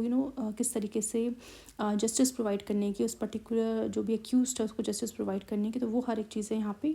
ट्राई की जाती है कि इस तरीके से फेयर तरीके से जजमेंट हो, ठीक है। अब यहाँ पे इस बेसिस के बीच में यानी इंटेंट के बेसिस पे फर्दर चेक किया जाएगा क्या सच में वो इंटेंट था या नहीं। अगेन यहाँ पे आपको इमेजिन करना होगा वो वाला केस जहाँ पे आपने देखा था कि कैसे कुकी के आसपास दो लोग खड़े हुए थे, पर्सन ए भी था पर्सन बी भी था। अगर यहाँ पे आई विटनेस होता वो देखता कि हाँ भाई मैंने तो दोनों पर्सन को देखा है, बट क्या दोनों ही पर्सन कल्प्रिट थे, क्या दोनों ही पर्सन ने कुकी को खाई है, तो ऐसा बिल्कुल नहीं। भले ही आई विटनेस ने दोनों को ही देखा है कि वो उस कुकी के जार के पास खड़े हुए थे, ठीक है। बट क्योंकि आई विटनेस ने सिर्फ ये देखा कि वो खड़े हुए थे, बट इससे ये साबित नहीं हो जाता कि दोनों ही पर्सन ने क्राइम किया। क्यों? बिकॉज जब हम ये चेक करने की कोशिश कर रहे हैं कि इंटेंट क्या है, तो हमने ये देखा है कि जो पर्सन ए है बस खड़ा हुआ था, वो क्यूरियस था, बट उसकी कोई इंटेंशन नहीं थी, यानी उसका इंटेंट यहाँ पे ज़ीरो था क्योंकि उसने वो चीज़ खाया नहीं है, उसने कोई प्लानिंग नहीं की थी। वही अगर हम पर्सन बी के इंटेंट चेक करने की बात करें तो वहाँ पे वो खड़ा भी था, बस उसने जो है कहीं ना कहीं उसको बाइट भी किया था, यानी खाया भी था, और वहाँ पे कहीं ना कहीं वो प्लानिंग के साथ आया था, ये चीज़ पता हो जाती है, तो वहाँ पे उसका इंटेंट यहाँ पे निकल के आता है। और जब एक बार इंटेंट निकल के आ जाए, पता चल जाए जुडिशरी को कि ये जो काम किया गया है वो पूरी प्लानिंग के साथ किया गया, पूरा इंटेंशनली उस चीज़ को चुराने की कोशिश की जा रही है, तब वो कहीं ना कहीं जुडिशरी उस फाइनल जो केस है उसको अपना वर्डिक्ट दे सकती है। तो ये दैट्स वाई जो है सेकंड अपील में इस तरीके से देखने को मिलेगा।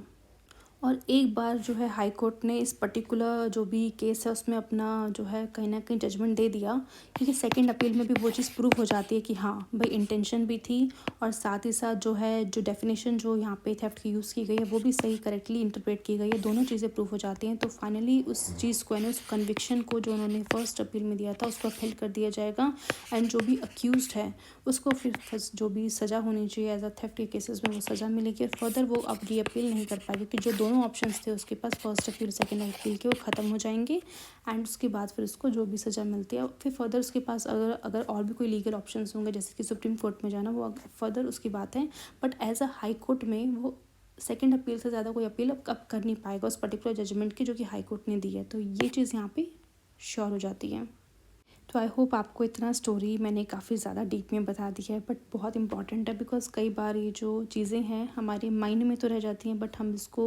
जो है कहीं भी फोकस नहीं करते, बिकॉज ये सब चीज़ें देखो बहुत ही टेक्निकल चीज़ें हैं, ठीक है। लॉ से रिलेटेड जो लॉ के स्टूडेंट होंगे वही इस चीज़ को थोड़ा बहुत डीप में समझ पाएंगे और उनके लिए यूज़फुल भी है। बट एज अ यूपीएससी के लिए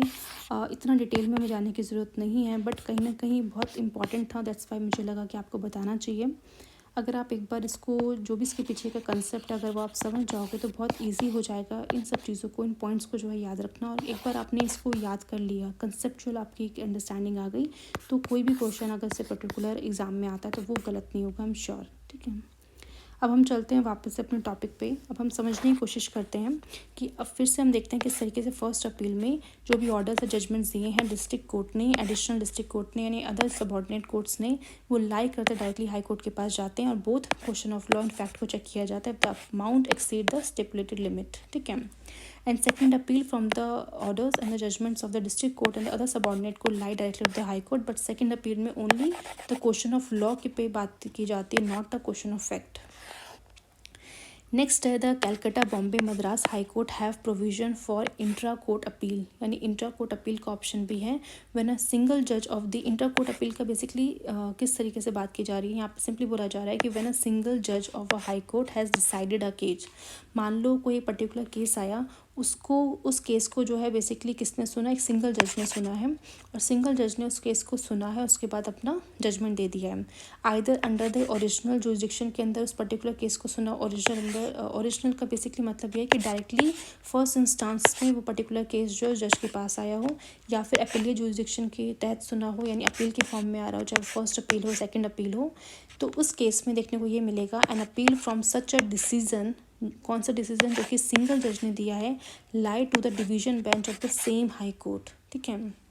तो ये आपको देखने को मिलेगा कि कैलकाटा बॉम्बे और मद्रास इन तीनों हाई कोर्ट में आपको देखने को मिलेगा कि अगर मान लो इन तीनों हाई कोर्ट में से हाई कोर्ट में अगर मान लो कोई भी सिंगल जज अगर मान लो किसी पर्टिकुलर केस में अपनी जो डिसीज़न देता है और उस डिसीज़न के खिलाफ अगर मान लो वो जो अक्यूज्ड पर्सन है फिर से अपील डालता है, तो वो जो अपील है वही सेम हाई कोर्ट का जो बेंच है मतलब हाई कोर्ट में जाएगी, बट उसको डिवीज़न बेंच सुनेगा। अब डिवीज़न बेंच में बेसिकली 3 जज हो सकता है या फिर 5 जज की डिवीज़न बेंच बना सकते हैं, यानी जो एक जज ने जो अपना डिसीजन दिया है ना उसको वापस से चेक किया जाएगा 3 जज के द्वारा 5 जज के द्वारा कि हाँ जो यहाँ पे डिसीजन दिया गया क्या वो सही है नहीं है। वो फिर से चीज़ों को चेक करेंगे और देखने की कोशिश करेंगे क्या क्या चीज़ें वहाँ पे फर्दर ठीक की जा सकती है या फिर सही भी है नहीं है, तो वो सब चेक करने की यहाँ पे अपील आपको देखने को मिलेगी कैलकाटा बॉम्बे मद्रास हाई कोर्ट के पास है इंट्रा कोर्ट अपील। इंट्रा मतलब कोर्ट के अंदर ही अपील चल रही है, यानी एक कोर्ट के अंदर एक जज ने जो डिसीजन दिया है उसी डिसीजन के खिलाफ अपील गई और सेम कोर्ट के पास गई और सेम कोर्ट में जो आपका डिवीजन बेंच है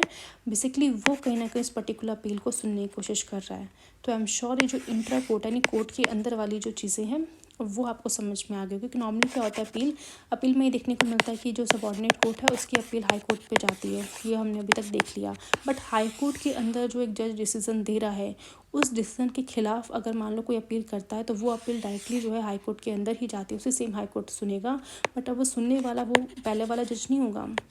इसको जो सुना जाएगा वो फर्दर बड़ी बड़ी बड़ी जो बेंच होगी उसके द्वारा सुना जाएगा, ताकि जो फर्दर इम्प्लीकेशंस है यानी फर्दर चीज़ें हैं उसको कहीं ना कहीं वहाँ पे चेक किया जा सके। तो यानी पहले सिंगल जज ने सुना था, अब जो है डिवीजन बेंच जो होगा सेम हाई कोर्ट का उसको सुनेगा।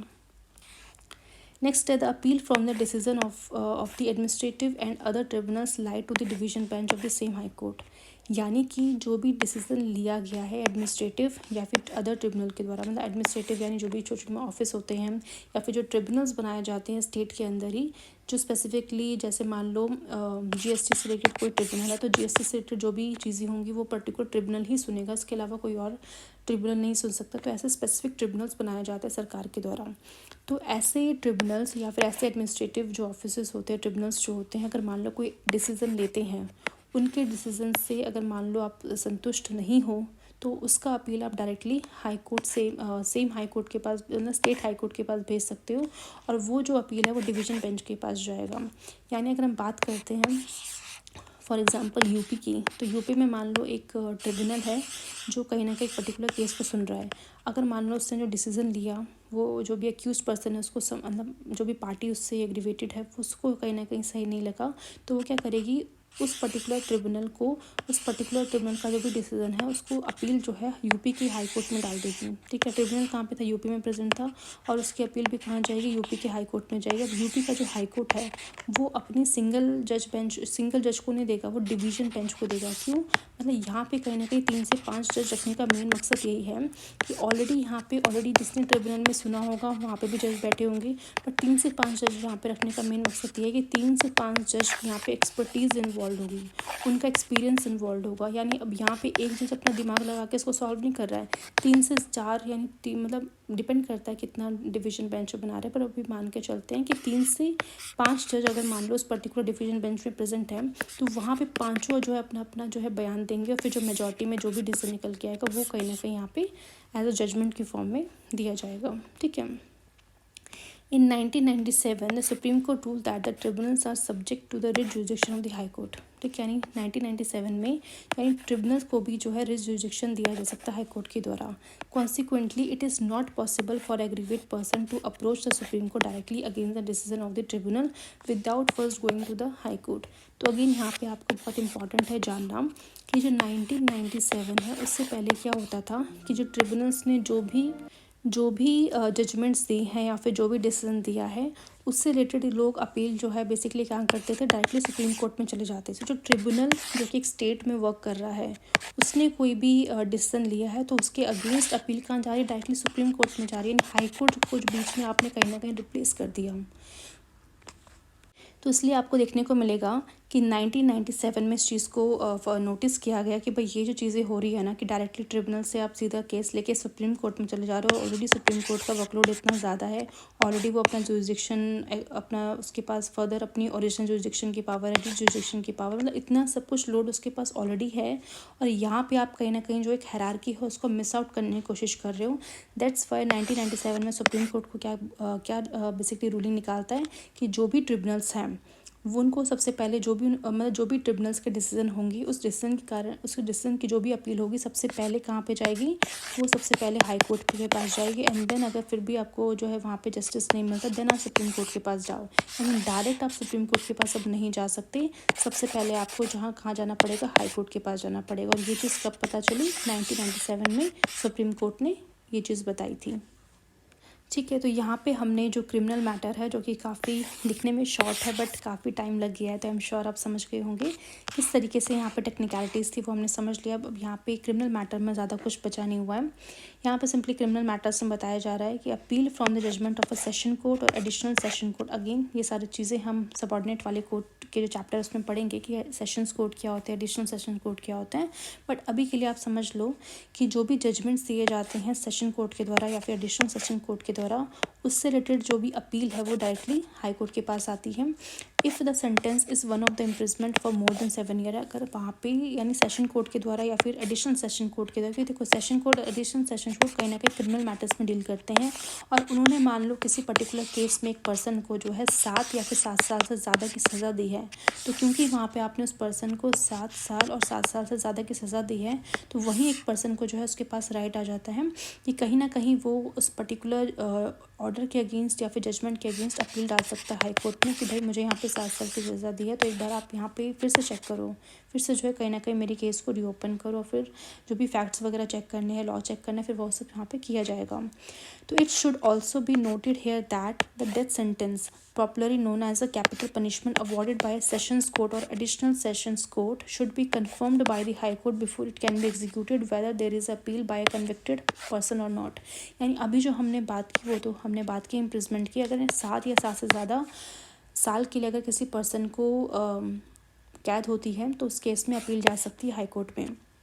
अब यहाँ पे अगर ये देखा जाए कि सेशन कोर्ट या फिर एडिशनल सेशन कोर्ट के द्वारा किसी पर्सन को डेथ सेंटेंस दिया जा रहा है, यानी फांसी की सज़ा दी जा रही है, कैपिटल पनिशमेंट दिया जा रहा है, तो उस केस में आपका जो भी पर्सन है जिसको डेथ सेंटेंस मिल रहा है, भले ही वो अपील करे ना करे, बिकॉज नॉर्मली क्या है उसके पास राइट है। क्यों राइट है? बिकॉज उसकी आप उसको कहीं ना कहीं आप डेथ सेंटेंस दे रहे हो, तो ऐसा राइट उसके पास है जिस राइट के तहत जो है वो अपील कर सकता है हाई कोर्ट के अंदर। एंड हाई कोर्ट में भी उसको न्याय नहीं मिलता तो सुप्रीम कोर्ट के पास भी वो कर सकता है, बिकॉज यहाँ पे उसके पास राइट आ जाता है। बट अगर फिर भी वो अपील नहीं कर रहा ना, तो उसको उसकी जो सज़ा है उसको एग्जीक्यूट करने से पहले हाई कोर्ट उसको कंफर्म ज़रूर करेगा कि जो चार्जेस लगाए गए हैं, जो सेशंस कोर्ट या फिर एडिशनल सेशन कोर्ट ने जो चार्जेस लगाए गए हैं, जिस चार्जेस के बेसिस पे उसको एकदम डेथ सेंटेंस देती, क्या वो सही भी है नहीं है, तो उन चीज़ों को यहाँ पे चेक करने की पावर हमारे हाई कोर्ट के पास आ जाती है। तो याद रखना दोनों केसेस को, पहला ऐसा पर्सन जिसको 7 साल से ज़्यादा की सज़ा हो रही है उस केस में, या फिर ऐसा पर्सन जिसको डेथ सेंटेंस मिला है, खुद वो अपील करेगा तो भी हाई कोर्ट सुनेगा। अगर वो खुद से अपील नहीं भी कर रहा है, जिस पर्सन को डेथ सेंटेंस मिला है, तो भी हाई कोर्ट उस पर्टिकुलर जो डेथ सेंटेंस है उसको एग्जीक्यूट करने से पहले, यानी उस पर्सन को जिसको डेथ सेंटेंस मिला है उसको फांसी होने से पहले उस पर्टिकुलर केस को फिर से अपने हाई कोर्ट के अंदर सुनेगा और जानने की कोशिश करेगा क्या सच में क्या उसका क्राइम इतना ज़्यादा सीवियर है जिसके कारण उसको डेथ पनिशमेंट मिली जा रही है। अगर वो सीवियर नहीं है तो डेथ पनिशमेंट के अलावा अगर मान लेते हैं कुछ और पनिशमेंट में इसको चेंज किया जा सकता है, तो वो सारी की सारी पॉसिबिलिटीज़ को चेक करेगा। ठीक है, बिकॉज डेथ सेंटेंस बहुत बड़ी चीज़ होती है। आप एक पर्सन का, क्योंकि देखो हमारे फंडामेंटल राइट्स में कहीं ना कहीं राइट टू डिग्निटी की बात की जाती है। एक पर्सन को राइट है,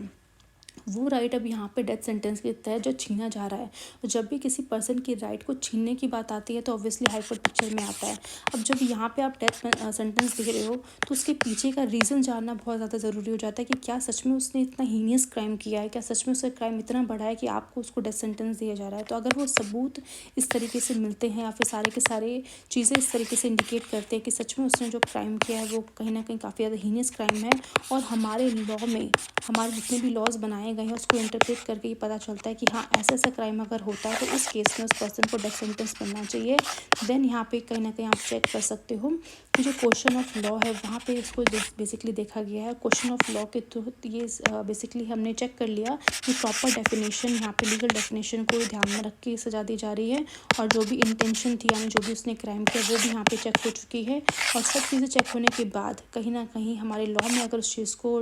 बेसिकली डेथ सेंटेंस वहाँ पे प्रोवाइड करने की बात की गई है तो उस पर्सन को फिर डेथ सेंटेंस मिलता है। ठीक है, बट अगेन हाई कोर्ट ने मैं यहाँ पे बेसिकली डेथ सेंटेंस प्रोवाइड कर दिया, तो यहाँ पे कहीं ना कहीं आप उस पर्सन को देखोगे वो सुप्रीम कोर्ट जा सकता है। अब आपको ध्यान में हो तो सुप्रीम कोर्ट में हमने ये पर्टिकुलर जो अपील वाला टॉपिक था वहाँ पे भी हमने पढ़ा था कि किस तरीके से हमारे सुप्रीम कोर्ट के पास जो है अपील जुरिडिक्शन की पावर है।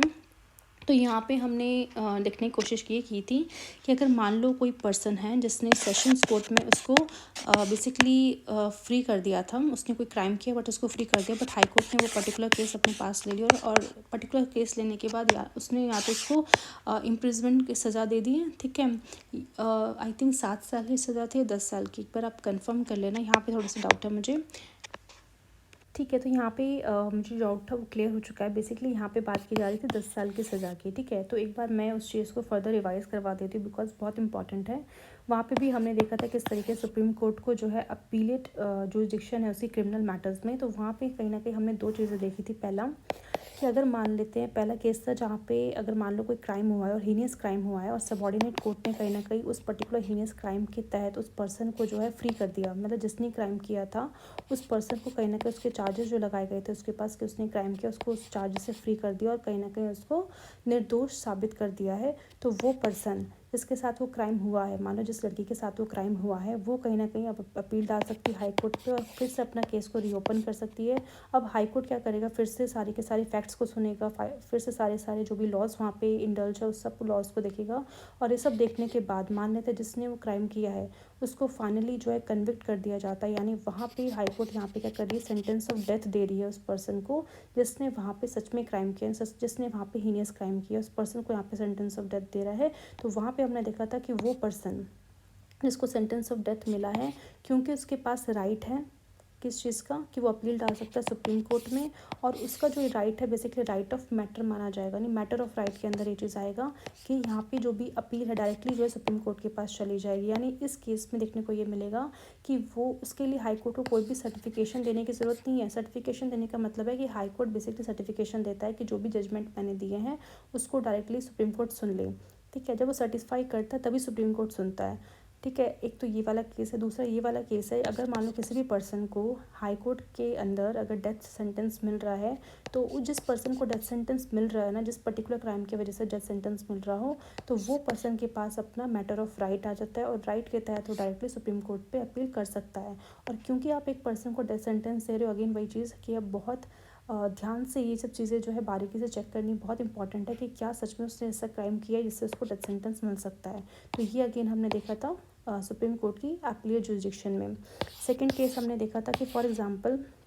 जो आपका सबॉर्डिनेट कोर्ट है, वहाँ पे एक ऐसा केस आया जहाँ पे इस तरीके से जो है किसी पर्सन ने हीनियस क्राइम किया, तो हाई कोर्ट ने क्या करा, तुरंत वो केस अपने पास में ले लिया। यानी सबॉर्डिनेट कोर्ट में वो पर्टिकुलर केस नहीं चला, हाई कोर्ट ने उस पर्टिकुलर केस को अपने अंडर ले लिया, और अपने अंडर लेने के बाद जो भी फैक्ट्स वगैरह देखने के बाद उस पर्सन को डेथ सेंटेंस दे दिया। और जिस पर्सन को डेथ सेंटेंस दिया, अगेन उसके पास मैटर ऑफ राइट है कि वो हाई कोर्ट पे अपील डाल सकता है, और हाई कोर्ट उसकी अपील को सुनेगा, क्योंकि यहाँ पे बात हो जाती है किसी की डेथ सेंटेंस, यानी किसी को यहाँ पे डेथ देने की बात की जा रही है।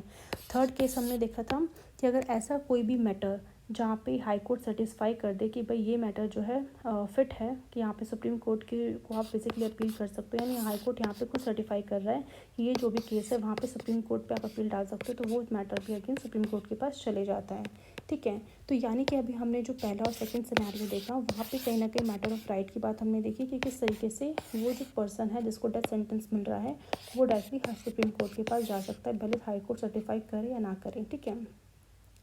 अब यहाँ पे अगेन हमने डेथ सेंटेंस के बारे में देख लिया था। इसके अलावा जो है आपको देखने को मिलेगा 1970 में जो पार्लियामेंट है उन्होंने बेसिकली जो क्रिमिनल अपीलेट जुरिडिक्शन की पावर जो थी ना सुप्रीम कोर्ट को, उसको बढ़ा दिया गया। यानी इससे पहले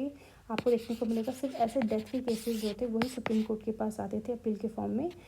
इस केस में। बट 1970 के बाद देखने को मिलेगा अगर ऐसा कोई पर्सन, सिमिलर सिनेरियो है कि मान लो सबऑर्डिनेट कोर्ट में मान लो कोई केस चला, और इस केस के तहत उसने मान लो किसी एक पर्सन को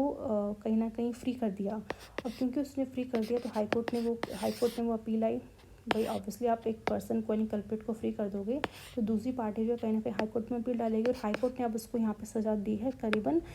इम्प्रिजमेंट ऑफ लाइफ की सज़ा दी है या फिर 10 साल की सज़ा दी है, ठीक है। तो अगर आप किसी पर्सन को लाइफ इम्प्रिजमेंट दे रहे हो या फिर 10 साल तक की सज़ा दे रहे हो, तो उस केस में भी उस पर्सन के पास मैटर ऑफ राइट है कि वो सुप्रीम कोर्ट के पास जा सकता है। सेकंड केस मान लो इसी तरह का केस अगर सबऑर्डिनेट कोर्ट में आया, बट डायरेक्टली वो जो केस था हाई कोर्ट ने अपने अंडर ले लिया, और हाई कोर्ट ने अपने अंडर लेने के बाद उसको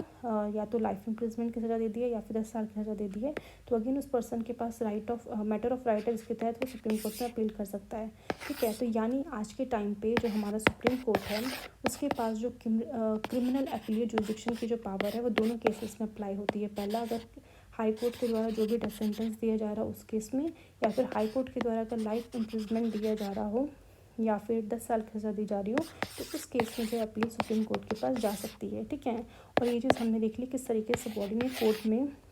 अगर मान लो किसी पर्सन को 7 साल या फिर उससे ज़्यादा की सज़ा मिलती है, तो हाई कोर्ट में वो अपील डाल सकता है पर्सन। साथ ही साथ अगर मान लो किसी पर्सन को अगर सबऑर्डिनेट कोर्ट जो है डेथ सेंटेंस की सज़ा देती है, तो उसको डेथ सेंटेंस को डिस्प्यूट करने से पहले हाई कोर्ट पे वो जो है अपील आ सकती है, और वो अपील भले ही वो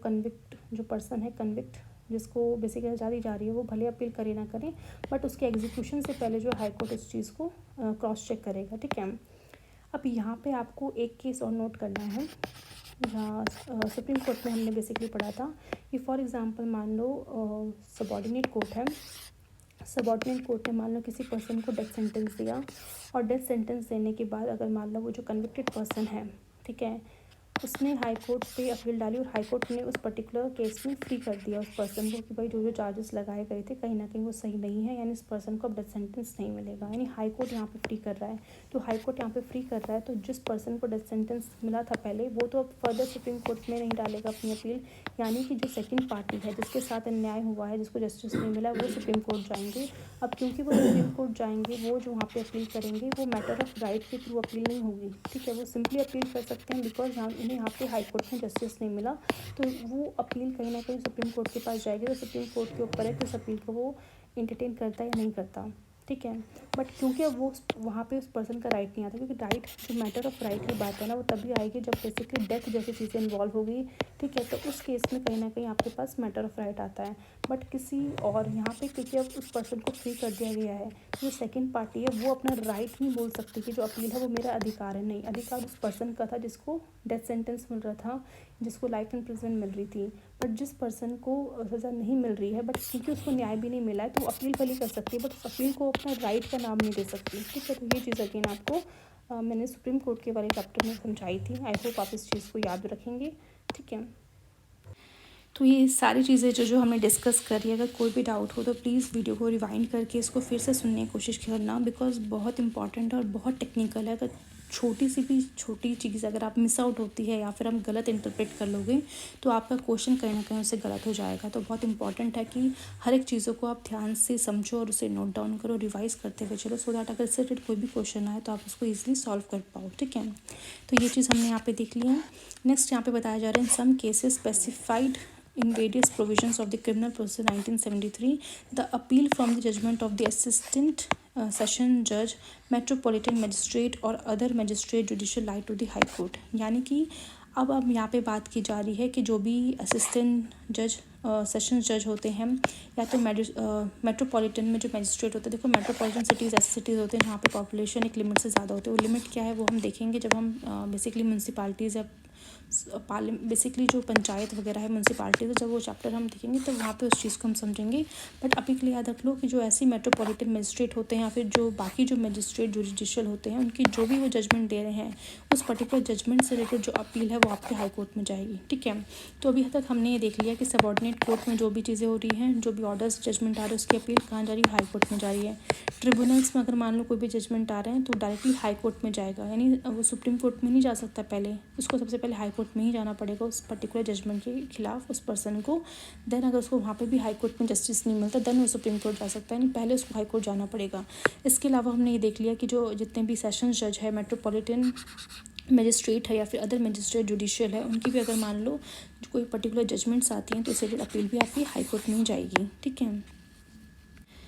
तो यहाँ तक हमने जो भी हमारे आज का टारगेट था हमने फिनिश कर लिया है। तो बेसिकली अभी तक हमने ओरिजिनल जुरिडिक्शन को कवर कर लिया है, रिट जुरिडिक्शन कवर कर लिया और एपीलेट जुरिडिक्शन को कवर कर लिया है। और क्योंकि एपीलेट जुरिडिक्शन काफ़ी इंपॉर्टेंट था तो आई एम श्योर आपको सारी चीज़ें क्लियर हो गई हों। बाकी की जो 4 पावर्स है हाई कोर्ट की, जहाँ पे हम देखेंगे supervisory, control over subordinate court, court of record और पावर जुडिशियल रिव्यू, बहुत ज़्यादा इजी हैं। दैट्स वाई हम इसको नेक्स्ट वीडियो में पूरा का पूरा कंप्लीट कर लेंगे। और जो भी आपके डाउट्स रहते हैं, अगर आपके कोई डाउट्स हो तो कमेंट बॉक्स में मेंशन करना, सो दैट मैं नेक्स्ट वीडियो में इसको सॉल्व कर लूँ, या फिर कमेंट बॉक्स के अंदर जो आपको इसका आंसर मिल जाएगा, ठीक है। तो आज के लिए इतना ही रखते हैं एंड मिलते हैं नेक्स्ट वीडियो में। अगर आपको वीडियो पसंद आई तो प्लीज़ लाइक कीजिए, शेयर कीजिए, सब्सक्राइब कीजिए हमारे चैनल को। Okay then bye.